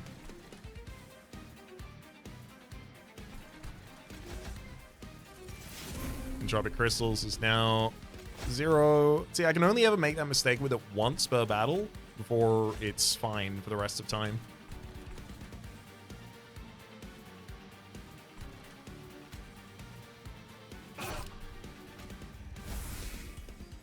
And now we'll have an empty line for playing Greed on. Our top line does 40 damage to any unit when they come up there.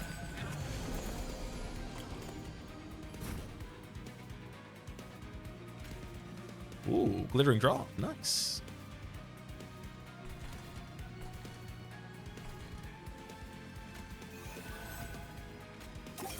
Spread some spores as well. Don't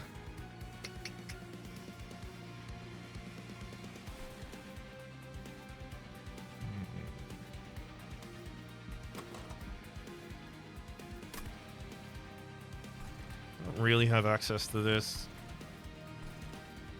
Removing that chosen supplicant would be lovely if I could.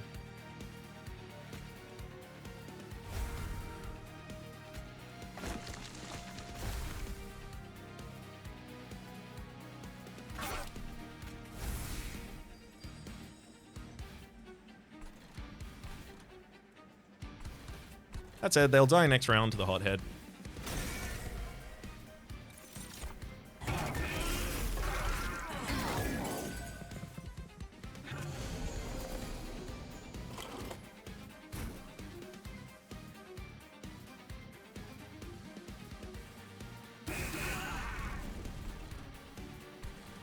The Awoken Rail Spike's already here to draw me a whole new hand multiple times.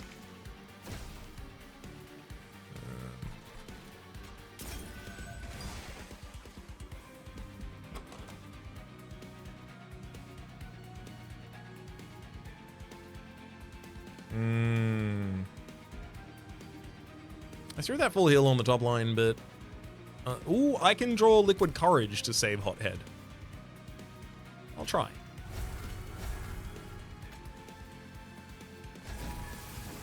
Fucking Rail Spike draws too many cards. There's the Liquid Courage, but unfortunately it's had its cost both increased and decreased, so I can't use it.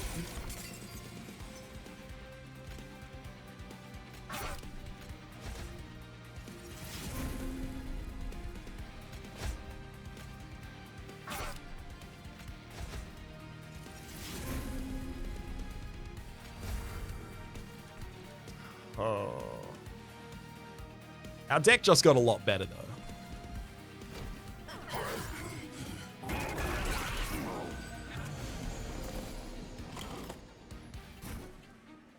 Corruption stacked against my Wildenton is certainly annoying, though.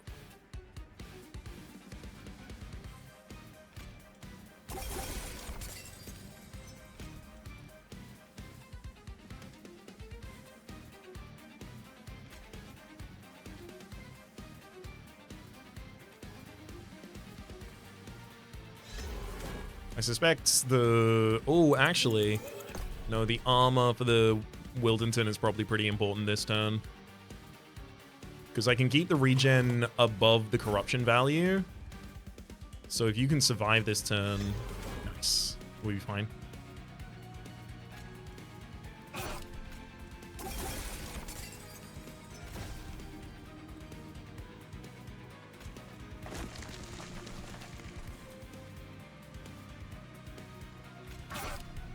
I just want the Tome of Contracts to stop happening. Thank you. I don't have a hothead, and I played it on him twice. Working Rail Spike for the big draw. I do need to make sure I play Devilish Details, but with the amount of draw that I have in this deck, I will get back to it in time. Store health and gain Conduit. Channel Song has nothing to draw, so I just want it to consume. Oh, also, I played a high cost X, so it got 0 costed. I didn't even think about that. I gotta remember that that's literally a thing that I'm doing.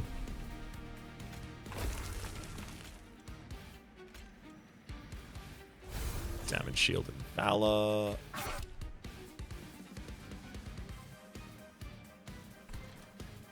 I'm gonna burn out our Consume Greed on this line. Thankfully, it does discard.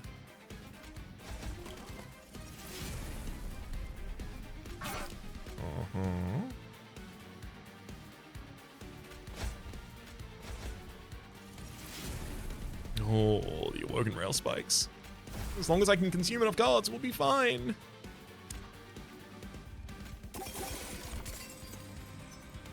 I've got 1, 2, 3, 4, 5, 6, 7. I think at this point I do play Devilish Details. It got preserved. Why did it get preserved?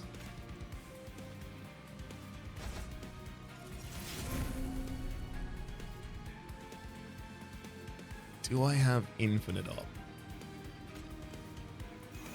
Unreliably, if anything, but possibly.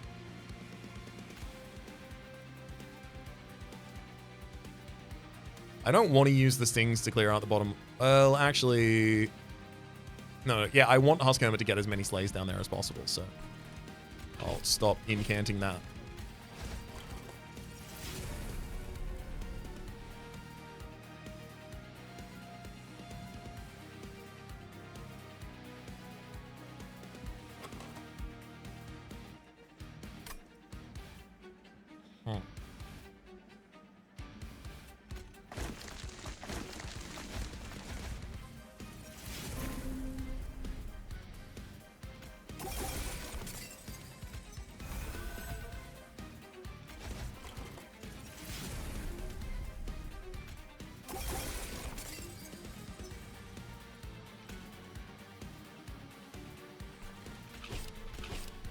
I'm gonna keep doing this for a while.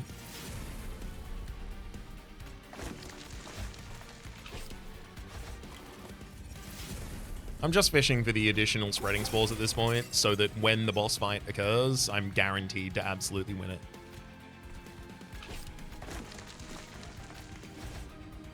Also, I'm kind of farming out additional enchants as well.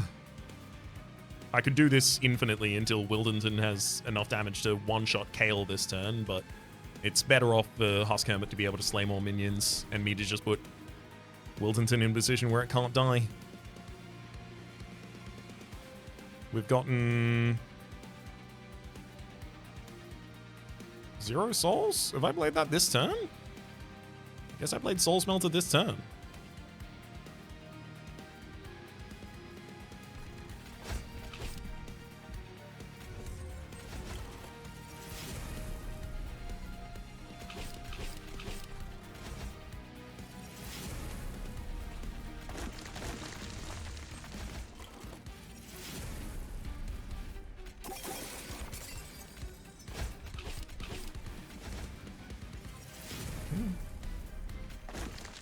Theoretically, the game... yeah, theoretically the game could stop me, I think.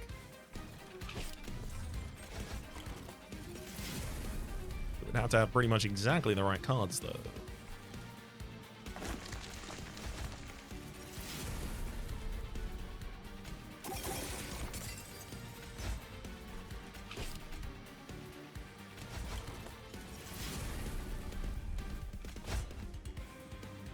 I suspect at this point I should probably just let it go.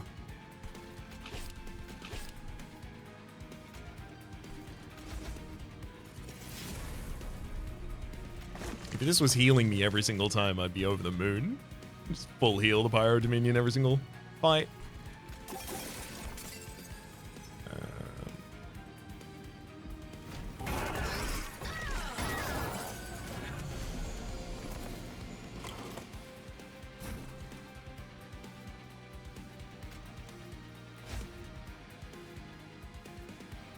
I could have incants do damage on the bottom line as well. Definitely don't want to do that.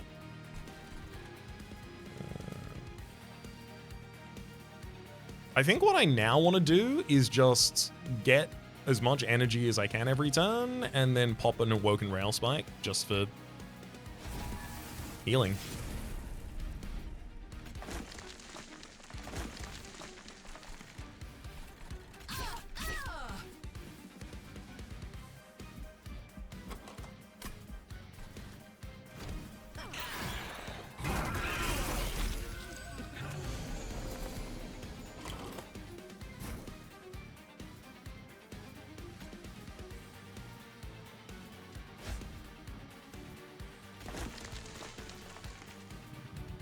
I'm gonna use Wild Wood just to start there.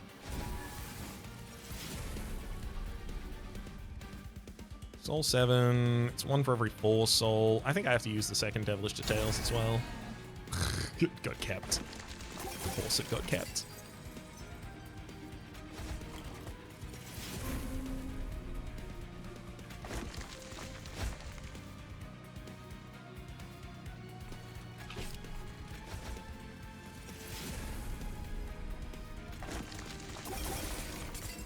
All right.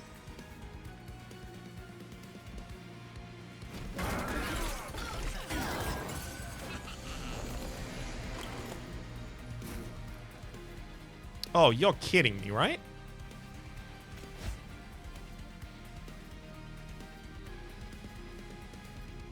Welp. I'm gonna find a way to do it.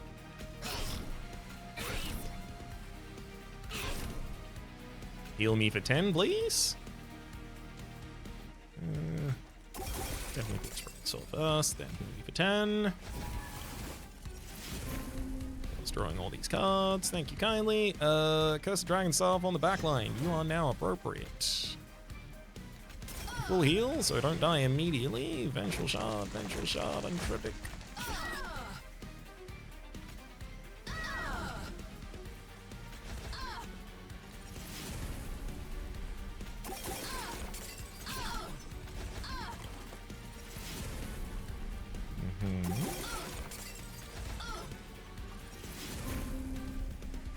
Ironclasm still 2, unfortunately. I am very surprised by this. So it's because you hit for 22 and then the corruption hits for 24. So if I had any more armor,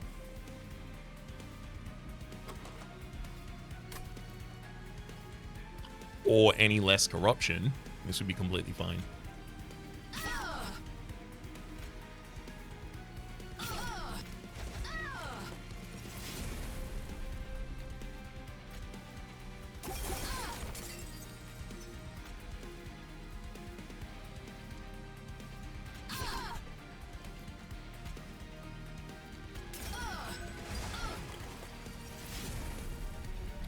The Dragon Staff will do it too.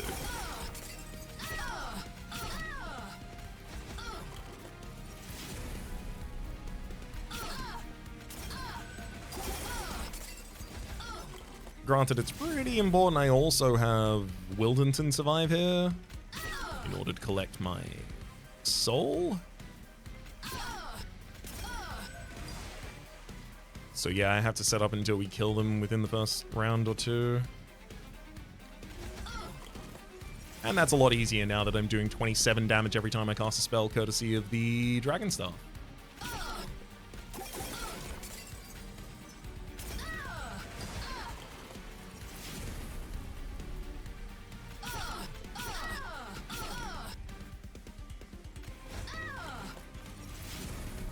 The goal now is to make Husk Hermit get the Slay.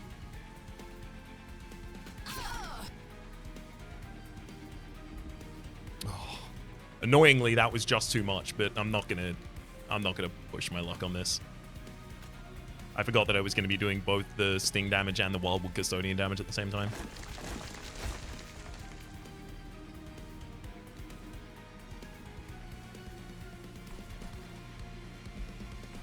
All right. Get punched.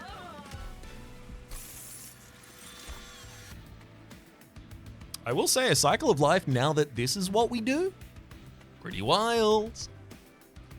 Apply 10 Ember and Spikes 8. 10 Ember. 10 Ember, good lord, that'd be ridiculous. 10 health and Spikes 8, actually.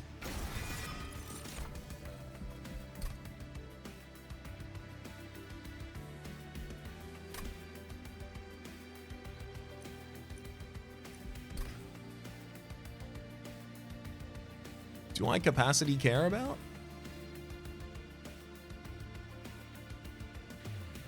Energy is a long gone concern. Draw is nice, not because I need it, but because it increases the consistency of us having the Awoken Rail Spikes, the Bloodthirsty Blade, like the important cards early. It makes it much more likely I cycle through my entire deck very, very quickly. I'll take it.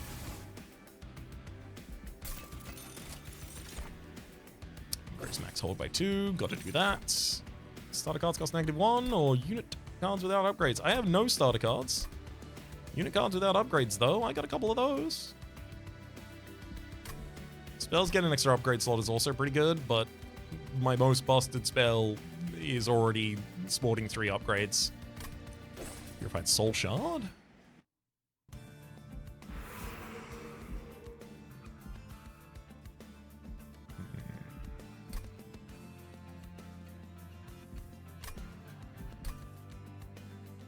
In terms of upgrading our spells, lowering the cost of Cycle of Life, perhaps even double stacking it. Double stacking the Spreading Spores, certainly.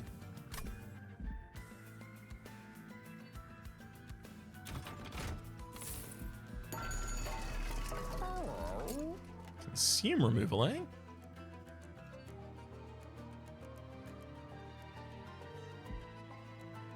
Don't think there's anything I want to hit that on.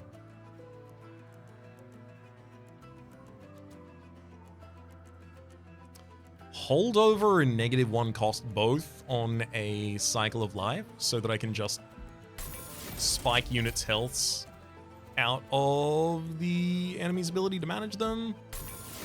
Sounds great to me. Remove Consume. None of these want to be played that many times. Plus 20 magic power. Consume. No. Take the reroll. -1 cost intrinsic is really important.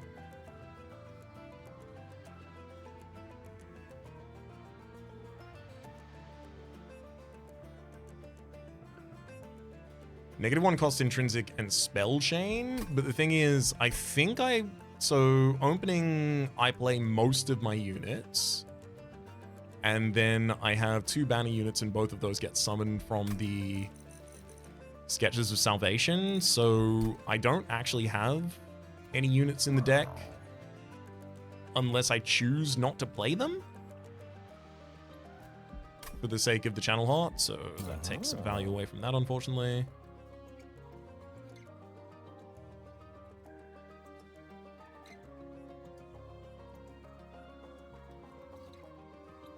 -1 and intrinsic on Tome of Contracts so that I can play Hothead, like, first, every round. Not bad.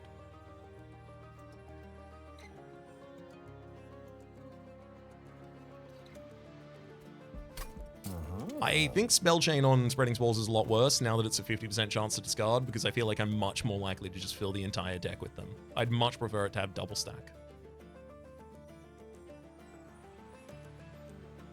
I honestly think I should Spell Chain and Intrinsic the same one.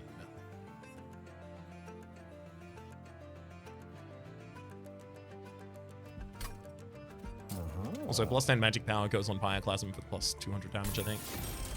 Intrinsic and -1. I think I'm going to put that on the Liquid Courage, and I think I'm also going to Spell Chain that Liquid Courage.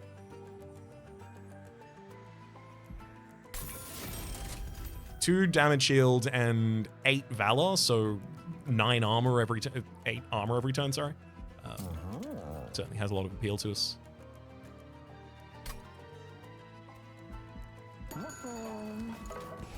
In terms of removal from the deck, there are cards I never play, which are Greed and Greed.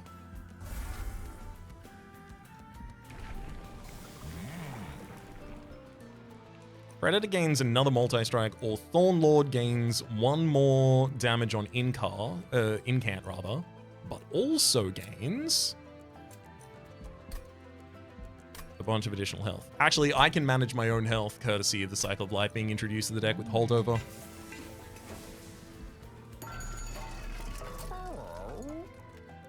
I do think I should probably take this opportunity to remove other cards from this deck that are complete trash. Like, realistically, these Wildwood Saps are never better than what I can already do with other regen sources. Never? Is that true? I don't know if that's fully true. Channel Song does nothing though.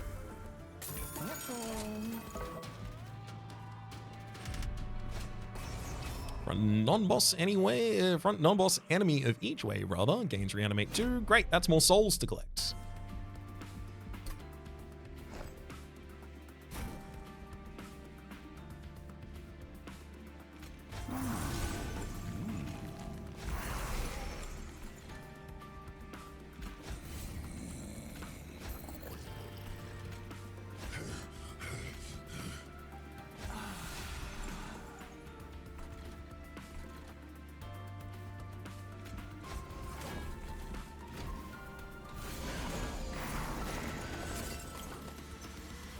Nice.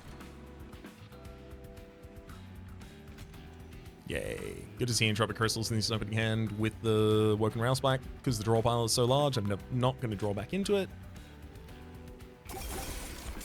No enemy incant triggers means I just go buck wild. Stop preserving that, please. Stop preserving it, please.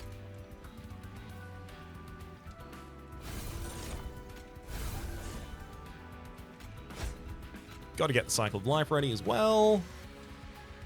Cycle of Life will also give additional damage to the Hothead. Worth considering. I'm not going to do it right now, but it is worth considering.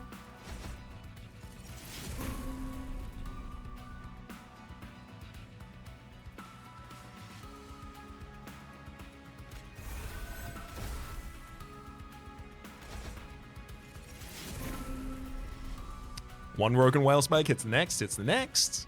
You gotta love that. I'm gonna cycle through almost my entire deck here on the first turn. And it's not because it's a thin deck. I got 31 cards in this bad boy.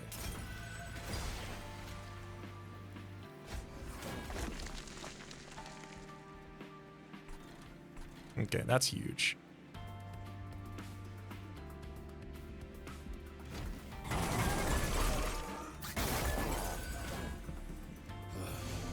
Bloodthirsty Blade just picked up like 5 additional damage just from that round.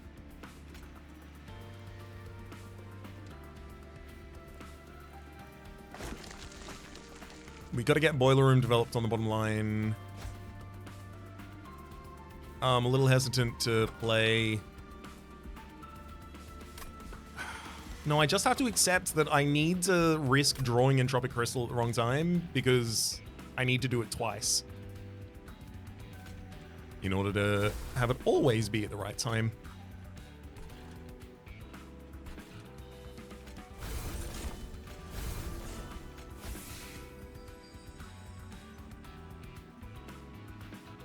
Granted, the fewer cards I draw with it, the far better off we are.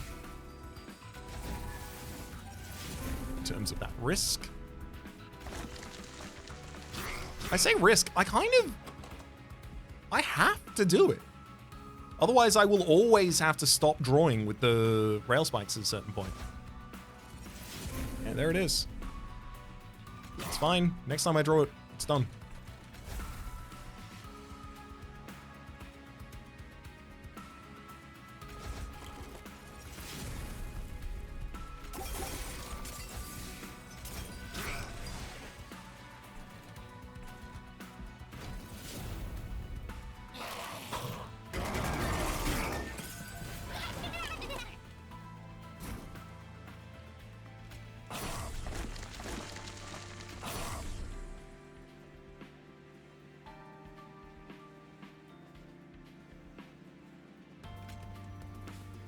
Cycle of Life would be an incredible card to get to reduce the cost of here. Drop crystals at hand, hell yeah. Also, Soul Smelter is here finally.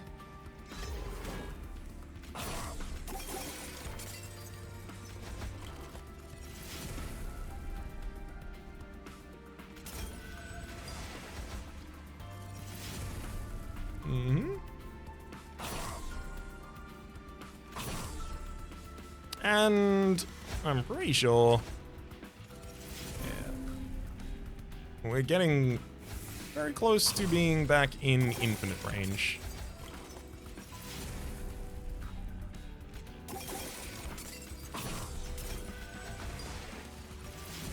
Bottom 2 cards of the deck there could have been both a Woken Railspike, which would have stopped the infinite.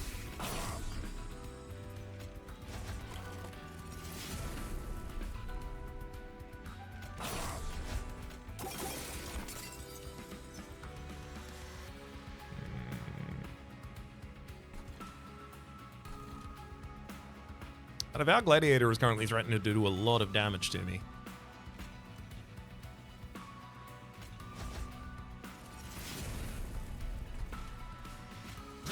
Also, I need to do some additional damage to this Vow Gladiator on the next line as well.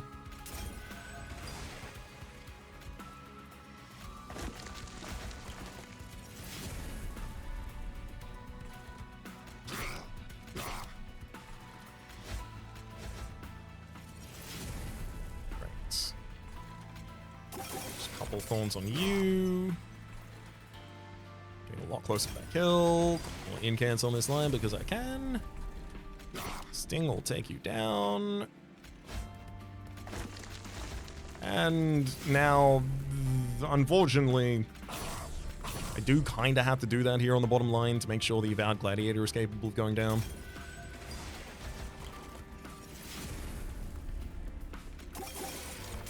Just try and do that as quickly as possible. Sting, Sting, Unleash, Spike.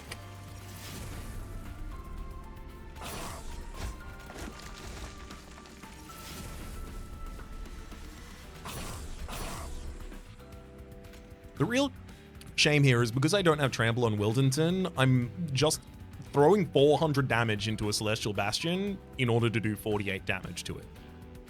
That's why I have to do this until I get you down with the spikes. Sting, sorry.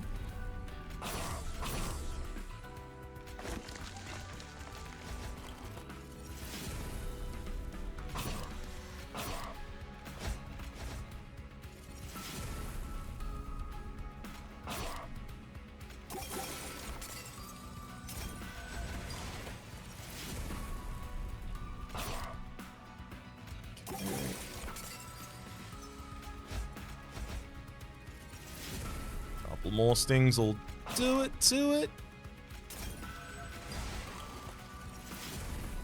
Whoop, shorted my draw there. That was bad, but that's enough stings to do it.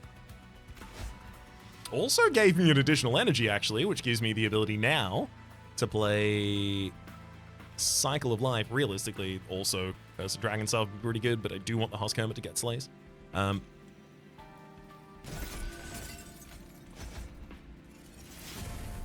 And now it's Cycle of Life played. Yeah, we can decrease its cost again.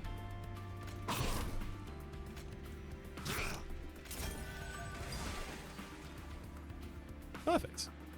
Oh my god, I got another one because I killed an enemy with the spikes, so I can play the Cycle of Life again on the bottom line, and then I can zero cost it, baby!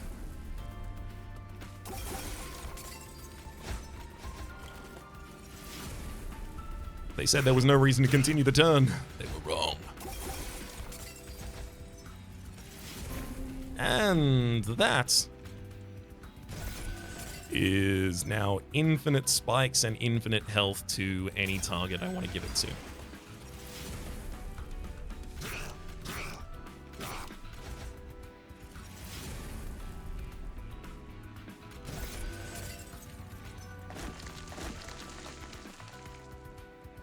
Cool. Now that I've done that as many times as I have, I'm pretty sure the rest of the game...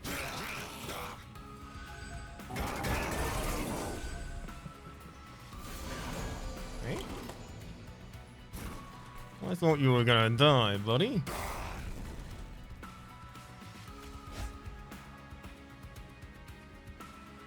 Oh, God. Really? No, I'm just gonna Pyroclasm. I'm not doing it like that.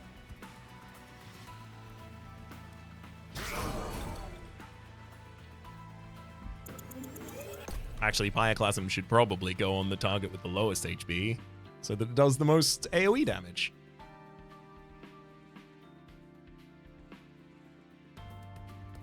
Oh my god. The game is having difficulty unwinding my actions.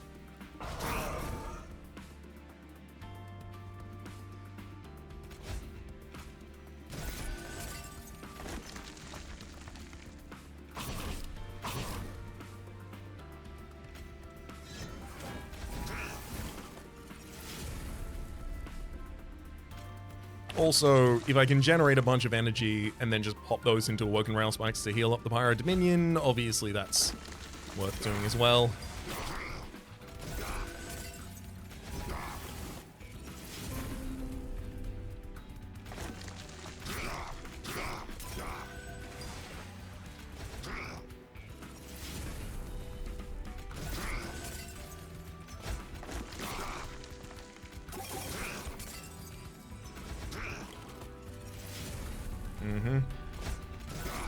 Force it through back into those.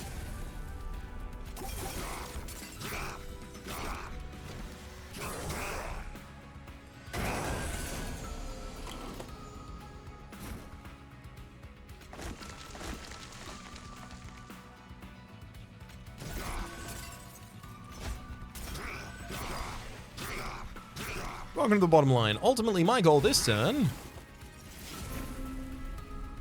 is to use my spells to gain a bunch of additional energy to then allow me to gain health.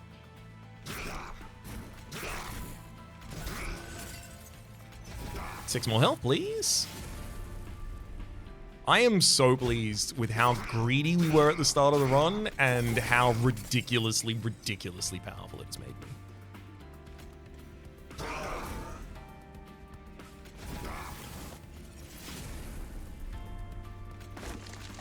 Because there's like 1,000,001 versions of this run where we are that greedy in the opening and oh boy, it's too greedy. Not here. Not this time. Soul 25. So 4 for every soul. We need 10. So 40 soul we're going to need. Okay, so I'm probably going to need to play a Devilish Details. I knew that was likely going to be the case. Ioclasm pays for itself right now.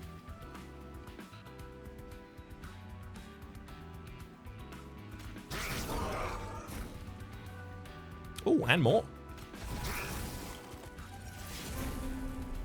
Hey, back on almost full health. Devilish Details got preserved. That said, 32 soul is 8 is enough Dragon Sword to win.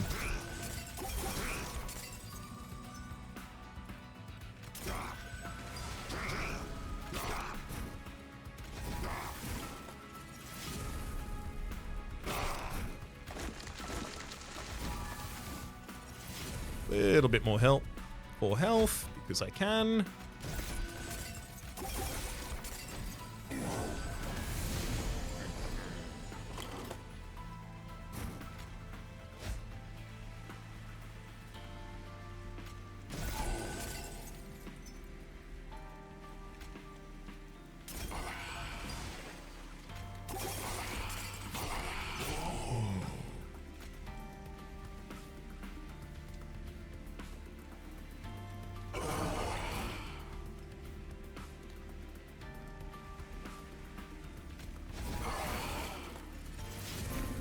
There we go.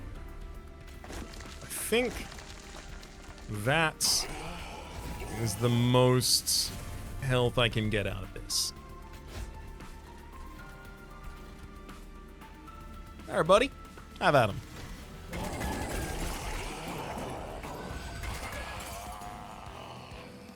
If I can infinite from turn 1, is it correct to infinite from turn 1 on the final fight? Don't need any of those. Don't need any of those.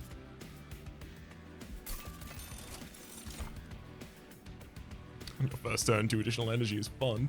When a unit gains Pyogel, it gains 1 additional stacks. I do like that. If I can find a way to give Pyogel to enemies from other relics, that'll be really relevant. I don't want to have to use Magma Core to do it, but I will if I have to. When you damage your own unit, reduce cooldown by 1. Not relevant. Units gain 3/3 for each upgrade on their card. Sizzling Firecracker is also not especially relevant either, though, so I will take the Superiority Medal.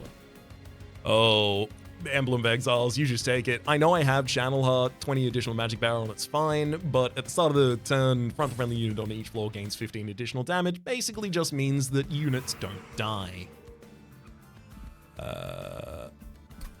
Minion upgrades are really good. I do have to worry about the fact that they come with an additional energy cost to play those minions.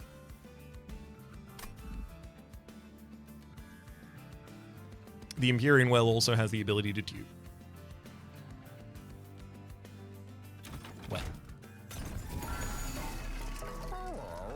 increase max horde by 3. So that gives me the ability to gain a boss relic after this fight. When you without Pygel, gains Pygel, it gains 6 additional stacks, and 3 cards gives me another energy and another draw. Love that. Emote Tome is hilarious. Do I do it? I mean, Emote Tome gives me the ability to abuse Liquid Courage on the very first turn. Dragons apply Pygel 5 on strike. Unfortunately, I don't really attack with dragons. It doesn't happen. I wanted to. I wasn't done. Let's look at the Merchant of Arms. So Steel Dagger, the ability to quick to a unit. I already have Enchanted Quick on the bottom line. I honestly think I can avoid all of this.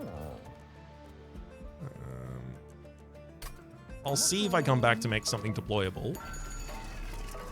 But I think I take Fires so I can start getting more Pygel on enemies, and Emote's Tome.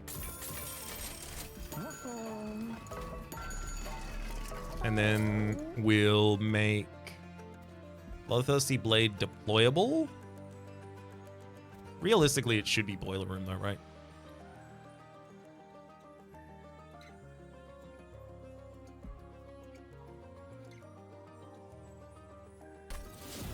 Sure. And then dupe. I mean, am I going to dupe the most busted card in my deck, or am I going to make a mistake?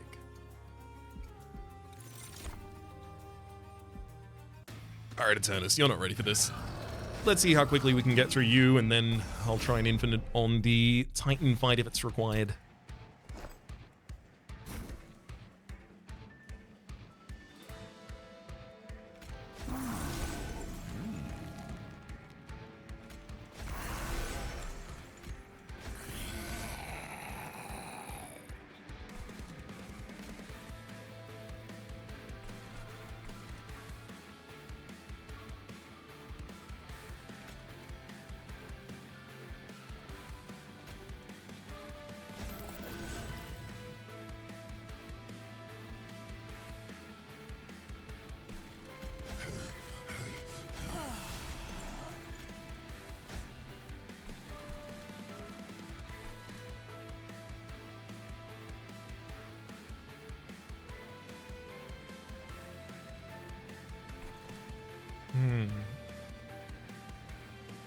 Hang on.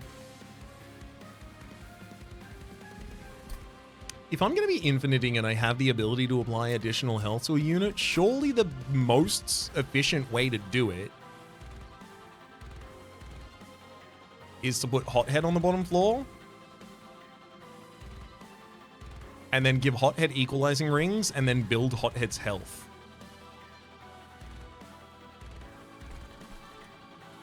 Surely.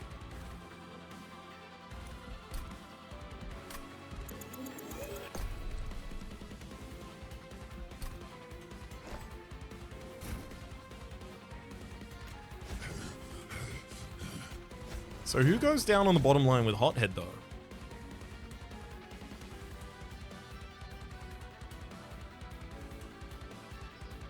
Like, Greed Dragon to defend you?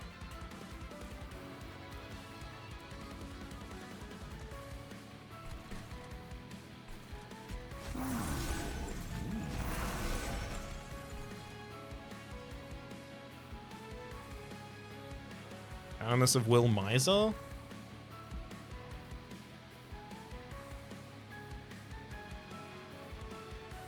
And then I play Greed Dragon later? No, it'll just get summoned.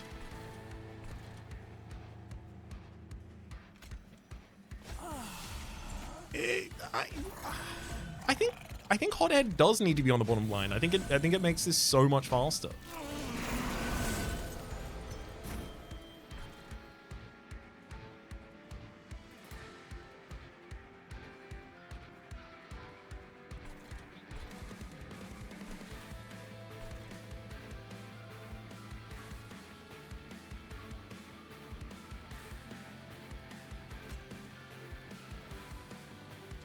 To play Vengeful Shard and Entropic Crystals out of this hand so that I have enough space for all of what the Liquid Courage is about to do. That said, Liquid Courage is going to amp your damage. Gives you damage shield, which is nice. But I don't need to amp your damage. That's not relevant to you.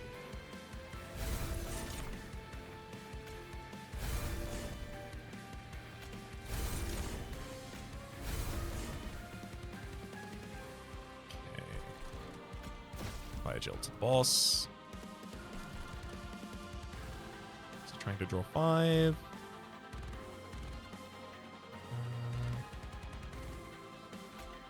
Do glittering drafts and then draw the 4 rather.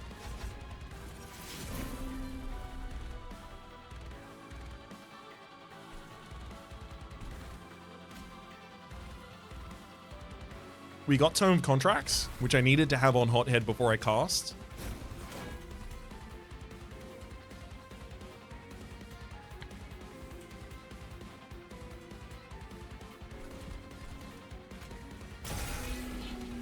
Pop a Devilish Details to get rid of it. Then when I use Hothead, I'm gonna gain a bunch of energy back. Which gives me the ability to develop Soul Smelter, I guess. Being able to gain the energy in the middle of the turn is a huge reason to do this, because it then gives me the ability to play out the Entropic Crystal. So I don't even have to worry about the one downside of my deck.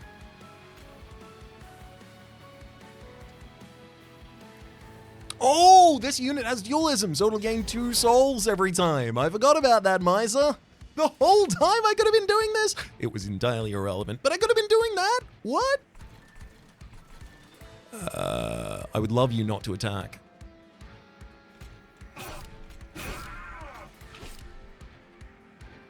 Awoken Rail Spike draws 7 now, including 2 more Awoken Rail Spikes. More Pyre.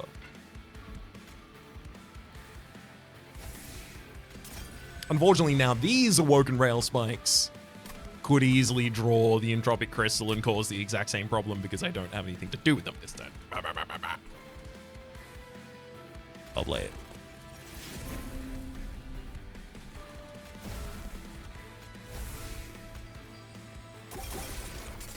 I'll still play 1. Just 1.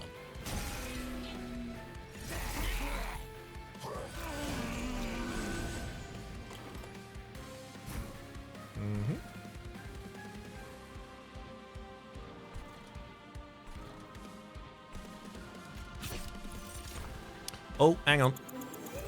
First spell's getting duped, so it probably shouldn't be a sting. It might be, though.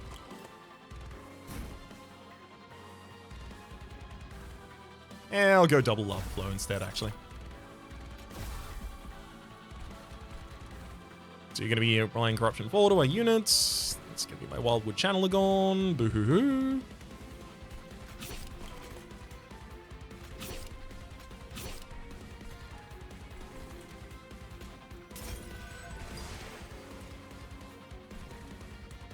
Let's play out Entropic Crystal. This draws 6 now. Cycle of Life is 0 costed, and the Dragon Staff is available for the bottom line. Probably not especially relevant for the bottom line. I may as well put it on the... There we go. On Wildington's line, because that's where I'm going to incamp most of the time, and eventually the enemy will have such high fire gel, that'll be pretty good. But here, Hothead's currently doing 50 damage because of the 50 health. Cycle of Life, now you have 60 damage, 60 health. It gives 10-10.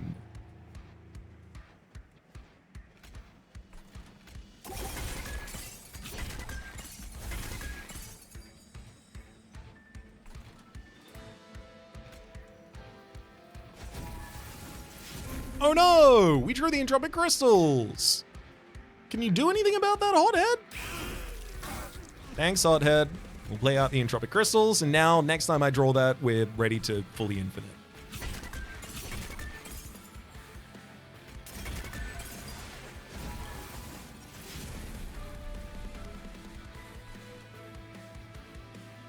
Hang on.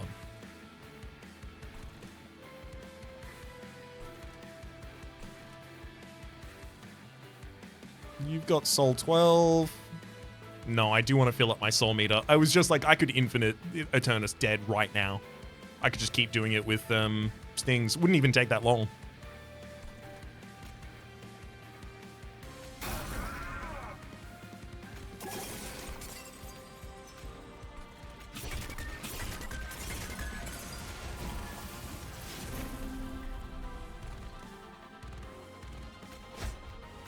We keep drawing 10 cards next turn by keeping the Wildwood Custodian alive.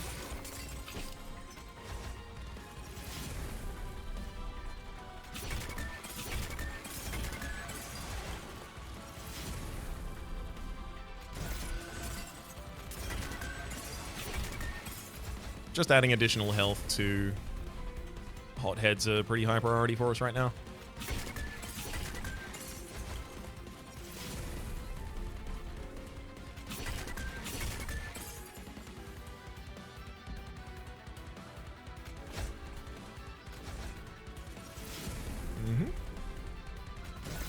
So I kind of want to get you above 250 health, but probably not essential.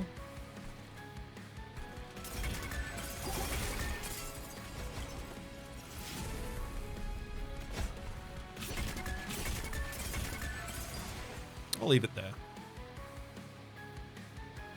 I'm intentionally taking damage to the shards at this point, just in order to add fire gel to the enemy.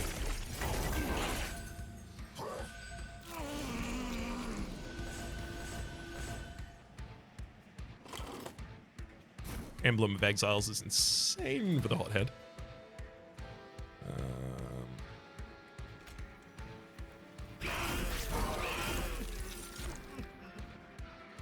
Oh, hang on. You don't do big Pyroclasm. You do big, big Cycle of Life. If I'm going to get a second copy of it.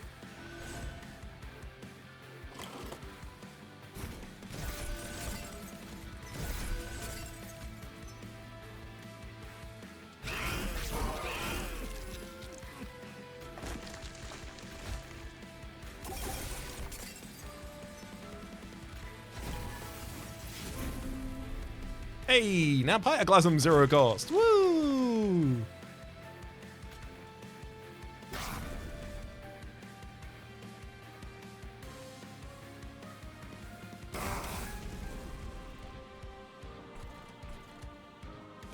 $30 soul.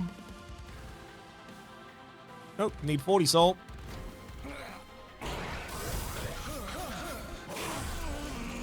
Oh, this wave should give it, though.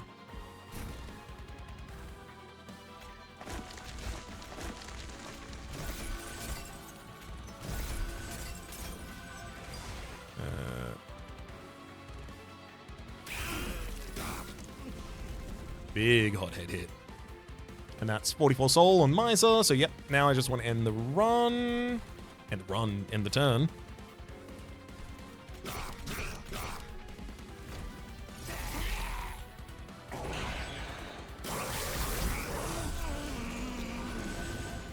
And yeah. Oh no, I just lost my incant staff! Oh, fine. No, wait, hang on. Incant staff's on Wildington, we're okay.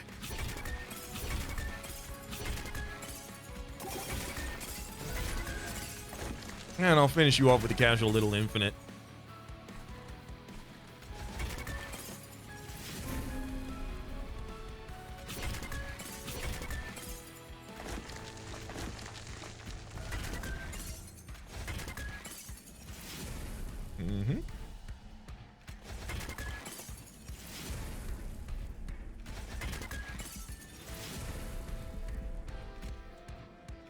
There we go.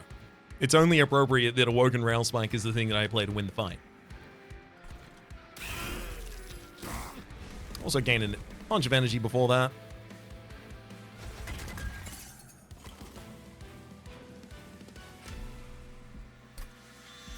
That'll do it.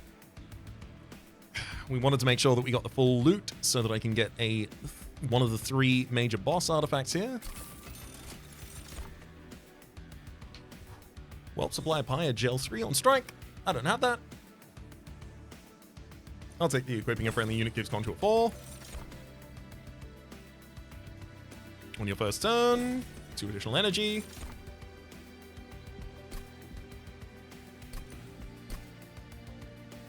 I mean, I could go capacity. It's the only thing that I don't have a way to generate basically infinite of.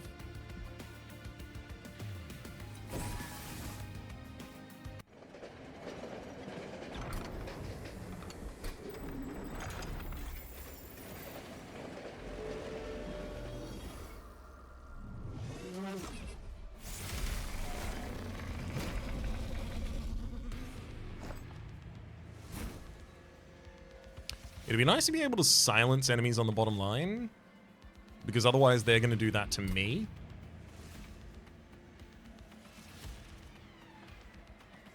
And except for Pyroclasm, literally except for just one copy of one card in the deck, Pyroclasm, I don't have the ability to respond to that silence.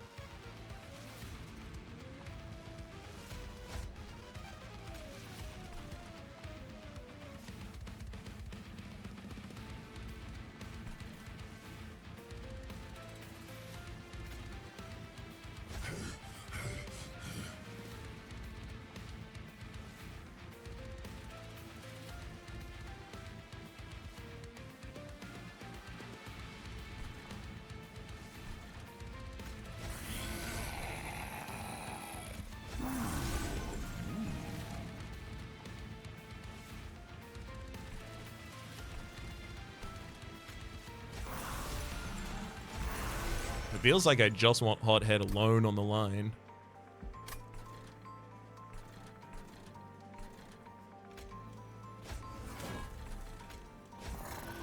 Granted, you will get a guy behind you, a Wildwood Channeler.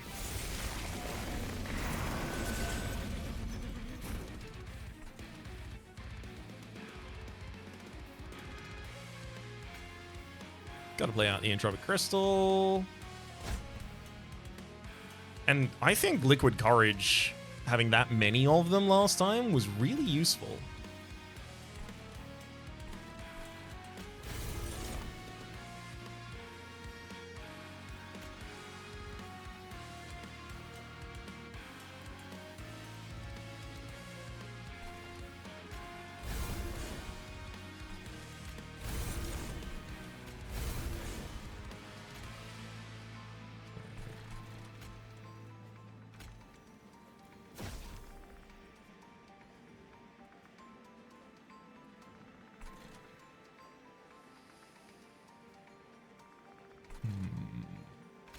Woken Railspike's trying to draw way too many.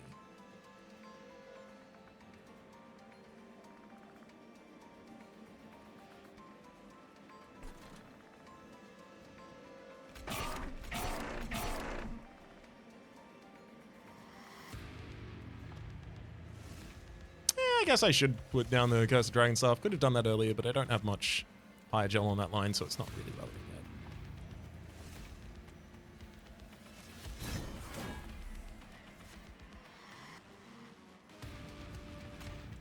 Some regen on a unit, and then a Woken Railspike 6 cards.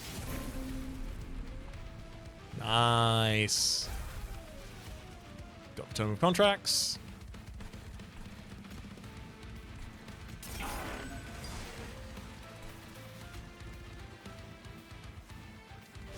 Bloodthirsty Blade for the Husk Hermit to help push damage. I mean, I'll probably just come play Devilish Details to try and get it out of the deck as well. Got preserved. Of course it's not leaving the deck. During drafting Conduit 4. I've got some decent Conduit on the other level. I'll give you some Conduit. Because I'm not going to equip you again. This draws 4 more cards, so I know exactly which it draws. I can't generate an energy in the middle of the turn here with Hothead, unfortunately. I can only do that next turn, so I'm probably only going to draw 1 more time.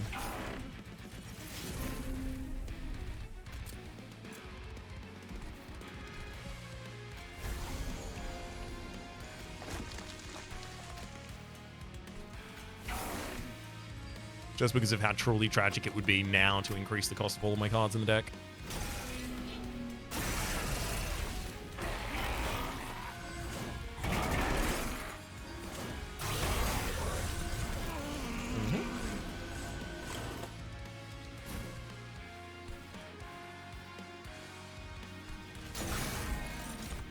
Oh, hang on. I keep forgetting I have an emote tome. I have so many things to consider each turn.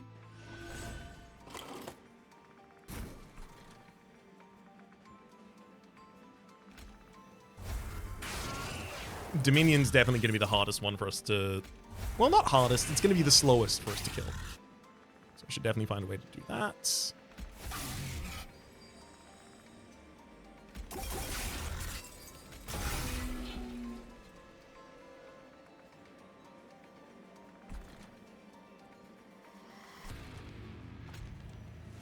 Gonna play out Entropic Crystal, then start my draw turn.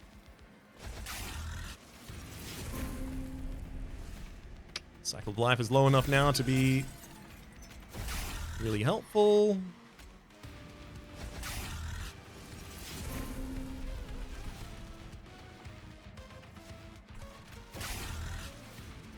It keeps reserving my Pyogel application. That's really useful.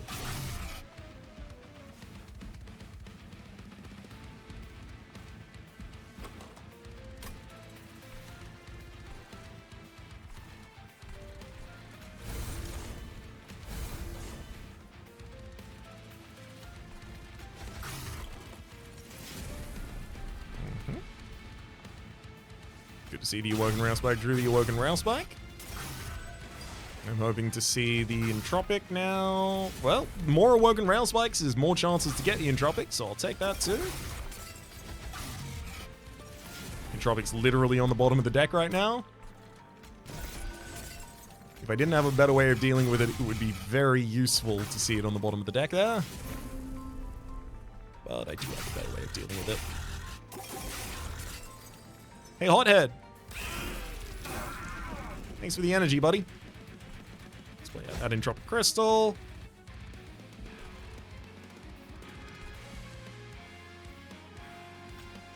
I guess I can throw Soul Smelter on this Law. Might as well. Draws me a card, gets me an energy. Yeah, Savagery is almost dead. Entropy's not too far behind. So yeah, double Emote Tome for Dominion each turn is really important, I think. I can also let Curse of Entropy deal damage to my Pyre because I don't want to sap my minions, but also it's more Pyogel application to Dominion.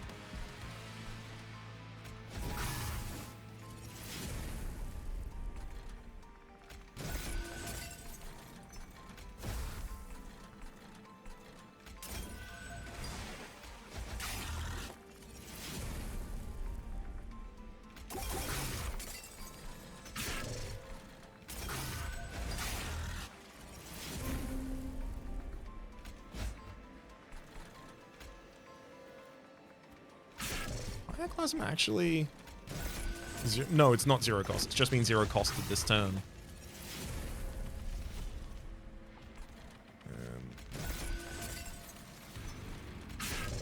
That said, I'm going to start working away your Spell Shield as well, so I can hit you with Pyroclasm on the top.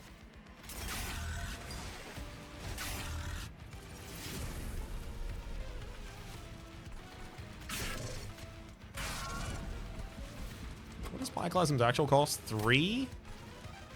Yeah, I can't infinite with that this turn. Sadly.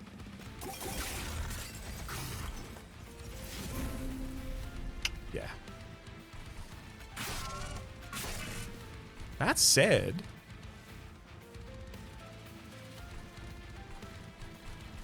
I can kill you this turn, and I will.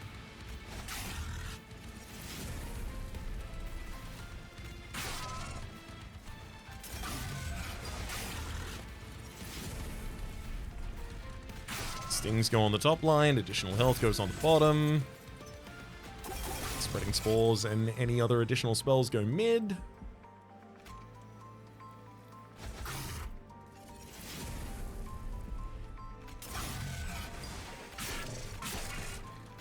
I don't have any more Pyogel generators that happen before the end of turn.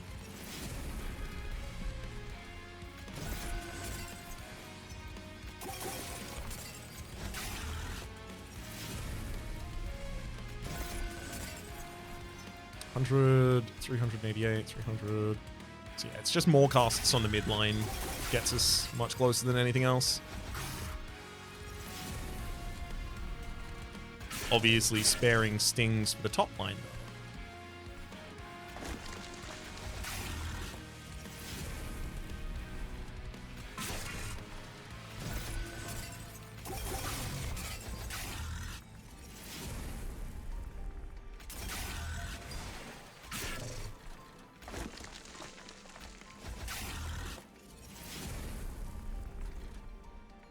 I do realize how much quicker it would be if I wasn't trying to do this in a single turn right now, but killing the Titans on wave 2 quite deeply appeals to me.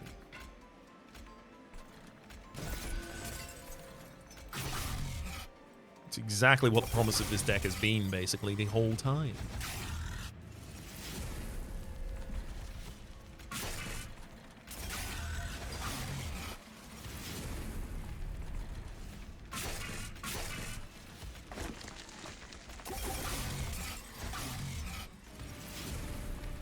This is such a forgiving infinite as well. I keep misclicking and playing wrong cards, and it does not care. It's going.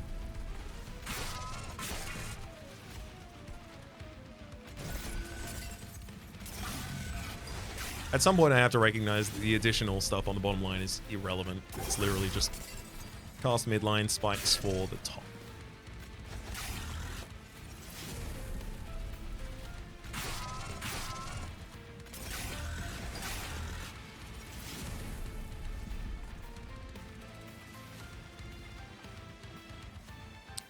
I shouldn't be playing the Spreading Spores. It does have a chance to actually stop me if I keep playing it.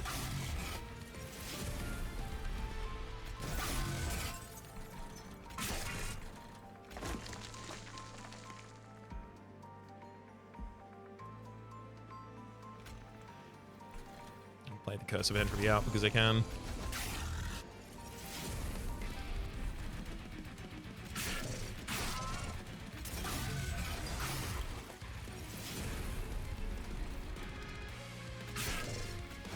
Oops. Blow up that one.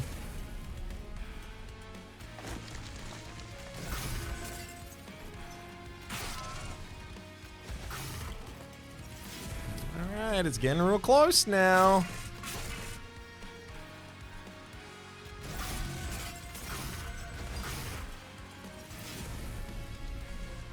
Yeah, just a couple more hits on Dominion and we've got it.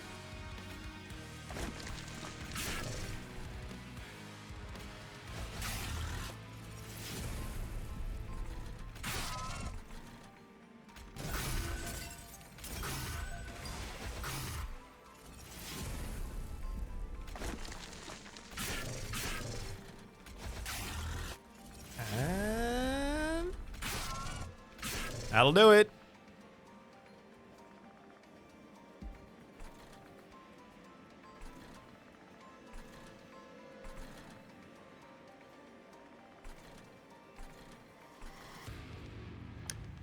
Turn 2, infinite to kill all the Titans. Of course it had to be Awoken Rail Spike. Was it, what, the second event?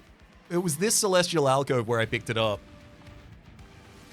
And then this Alcove gave it the -4. Absurd.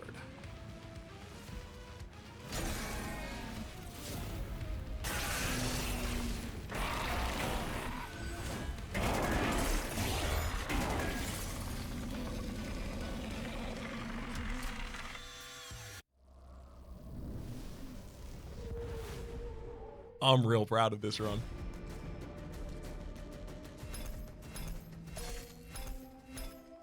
It took a little ingenuity to get past round 3, but as soon as we did, holy hell. We also managed to guild 4 cards that we hadn't guilded before. Devilish Detail, Soul Smelter, Glittering Draft, and one more. Glittering Draft was the Luna Coven one. It must have been a Pyreborn, I think.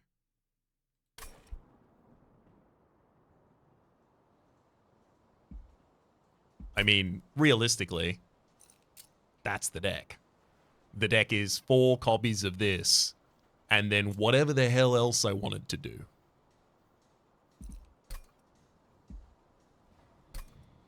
Head back to the outpost and say that my name has been Rhapsody. The name of the game has been Monster Train 2. Top left is a series playlist for a lot of content of the game, past, present, and future. There are shorter episodes than this, I promise. Hopefully you've been enjoying yourselves. A special thanks this episode to Cold Heart, and hopefully we'll see you all next time.